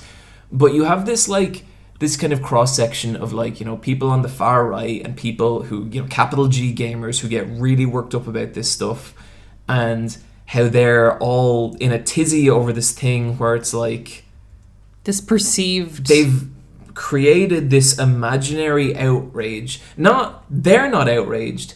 They've created this idea that these other anonymous people are outraged, and they're angry at those imaginary anonymous people for an outrage that doesn't exist. And Shaun's channel is, I think it's exceptional. I really like a lot of the kind of social stuff he does, and the way he breaks down problems and the way he explains stuff. It's really good, and I've gotten really, really fond of his channel, and I'd really recommend you check out this video, especially if maybe you yourself have like seen like rumors that like, you know, people are calling Cuphead ableist and racist and like getting annoyed about that. Because I think if someone was calling Cuphead ableist, I would be a little like, oh, come on, dude, like, is it really? And so I understand the sentiment of getting annoyed about that stuff, but I also think like people are so like just cocked to go off about this stuff. Like if anyone gets like a hint of like, oh, the SJWs are doing, like, the SJW boogeyman is such a fucking thing now, and it's really cool to see someone break it down like this. So channel name is Shaun, Cuphead the Fake Outrage. Cool. So I have two. One is just check out our own YouTube channel, the Let's Fight a Boss YouTube channel. There's a video there. It's pretty something. But then my actual loot drop is The Dark Past of Sea Monkeys. What is this, Bryan? This was just recommended to me and I watched it, and it's just like an animated documentary about the history of sea monkeys. And are these the little like tadpole things? Brine shrimp is what they are. Bryan shrimp. Brine shrimp. Bryan shrimp. They are, I can't remember the word, but but there are a few creatures in the world that when they are in a larva or egg stage, they can live for hundreds of years. And when they're put into water or when they're activated, they can come to life. And can they die then? They usually live like 30 days max. So it's a very, very strange lifespan. And so sea monkeys are just brine shrimp that were renamed sea monkeys, and it talks about the ad campaign that was done because it wasn't sold on television, it was sold through comic books at the back, and you'd clip out the coupon and you'd add $1 and you'd mail away and you'd get it, and what you thought you were getting was going to be like this underwater aquatic family, but all you got were these shitty looking like shrimp. But then it kind of goes into the funding of Sea Monkeys, and the guy who made Sea Monkeys also made the X-ray glasses and a few other kind of novelty junk items. He also invented this thing called the invisible goldfish, and all you got was a bowl of water. Kind of admire what a little asshole this guy was. How did he ever justify the X-ray thing? He used to be a carny. He used to work in sideshow attractions. He's just from obviously the X-rays wouldn't do anything. He's just from. I just think it's like he's got your money, and so it doesn't matter because like sea monkeys, invisible you get something. Invisible goldfish. I mean, sure, you know, like the. I think it's just gags. It's just gag toys. But I feel like the X-ray specs though are like that's just straight up like false advertising. He has disclaimers at the bottom that says like this isn't actually what it is. Okay. Like it's not false advertising. Like he has may not be what you think it is. Like they're just gag may not work as intended or expected. But it's cool how the video works because it'll explain how the process of Sea Monkeys is done, because there's two sachets where one is the water purifier and then the other one is the eggs that hatch, but it's not what you think it is. But then it goes into the money and the funding and what that was actually funding, and I don't want to spoil it. Really? It's a 16-minute like little YouTube documentary, but wow, it's good stuff. I really, really want you both to watch this. Will do. It sounds good. I think that's going to do it for episode 64 of the Let's Fight a Boss video game podcast. Thanks everyone. Thanks everyone for joining us. Niamh, do you have a special personal thanks for anyone in particular? Mm-hmm. Just you, right now listening. Seriously? You're my favorite. Not you, I'm not looking at you. Oh. Just you. Yeah, you. Thanks, John. Have a good day. Thanks, John, for hosting. Yeah, thanks, John.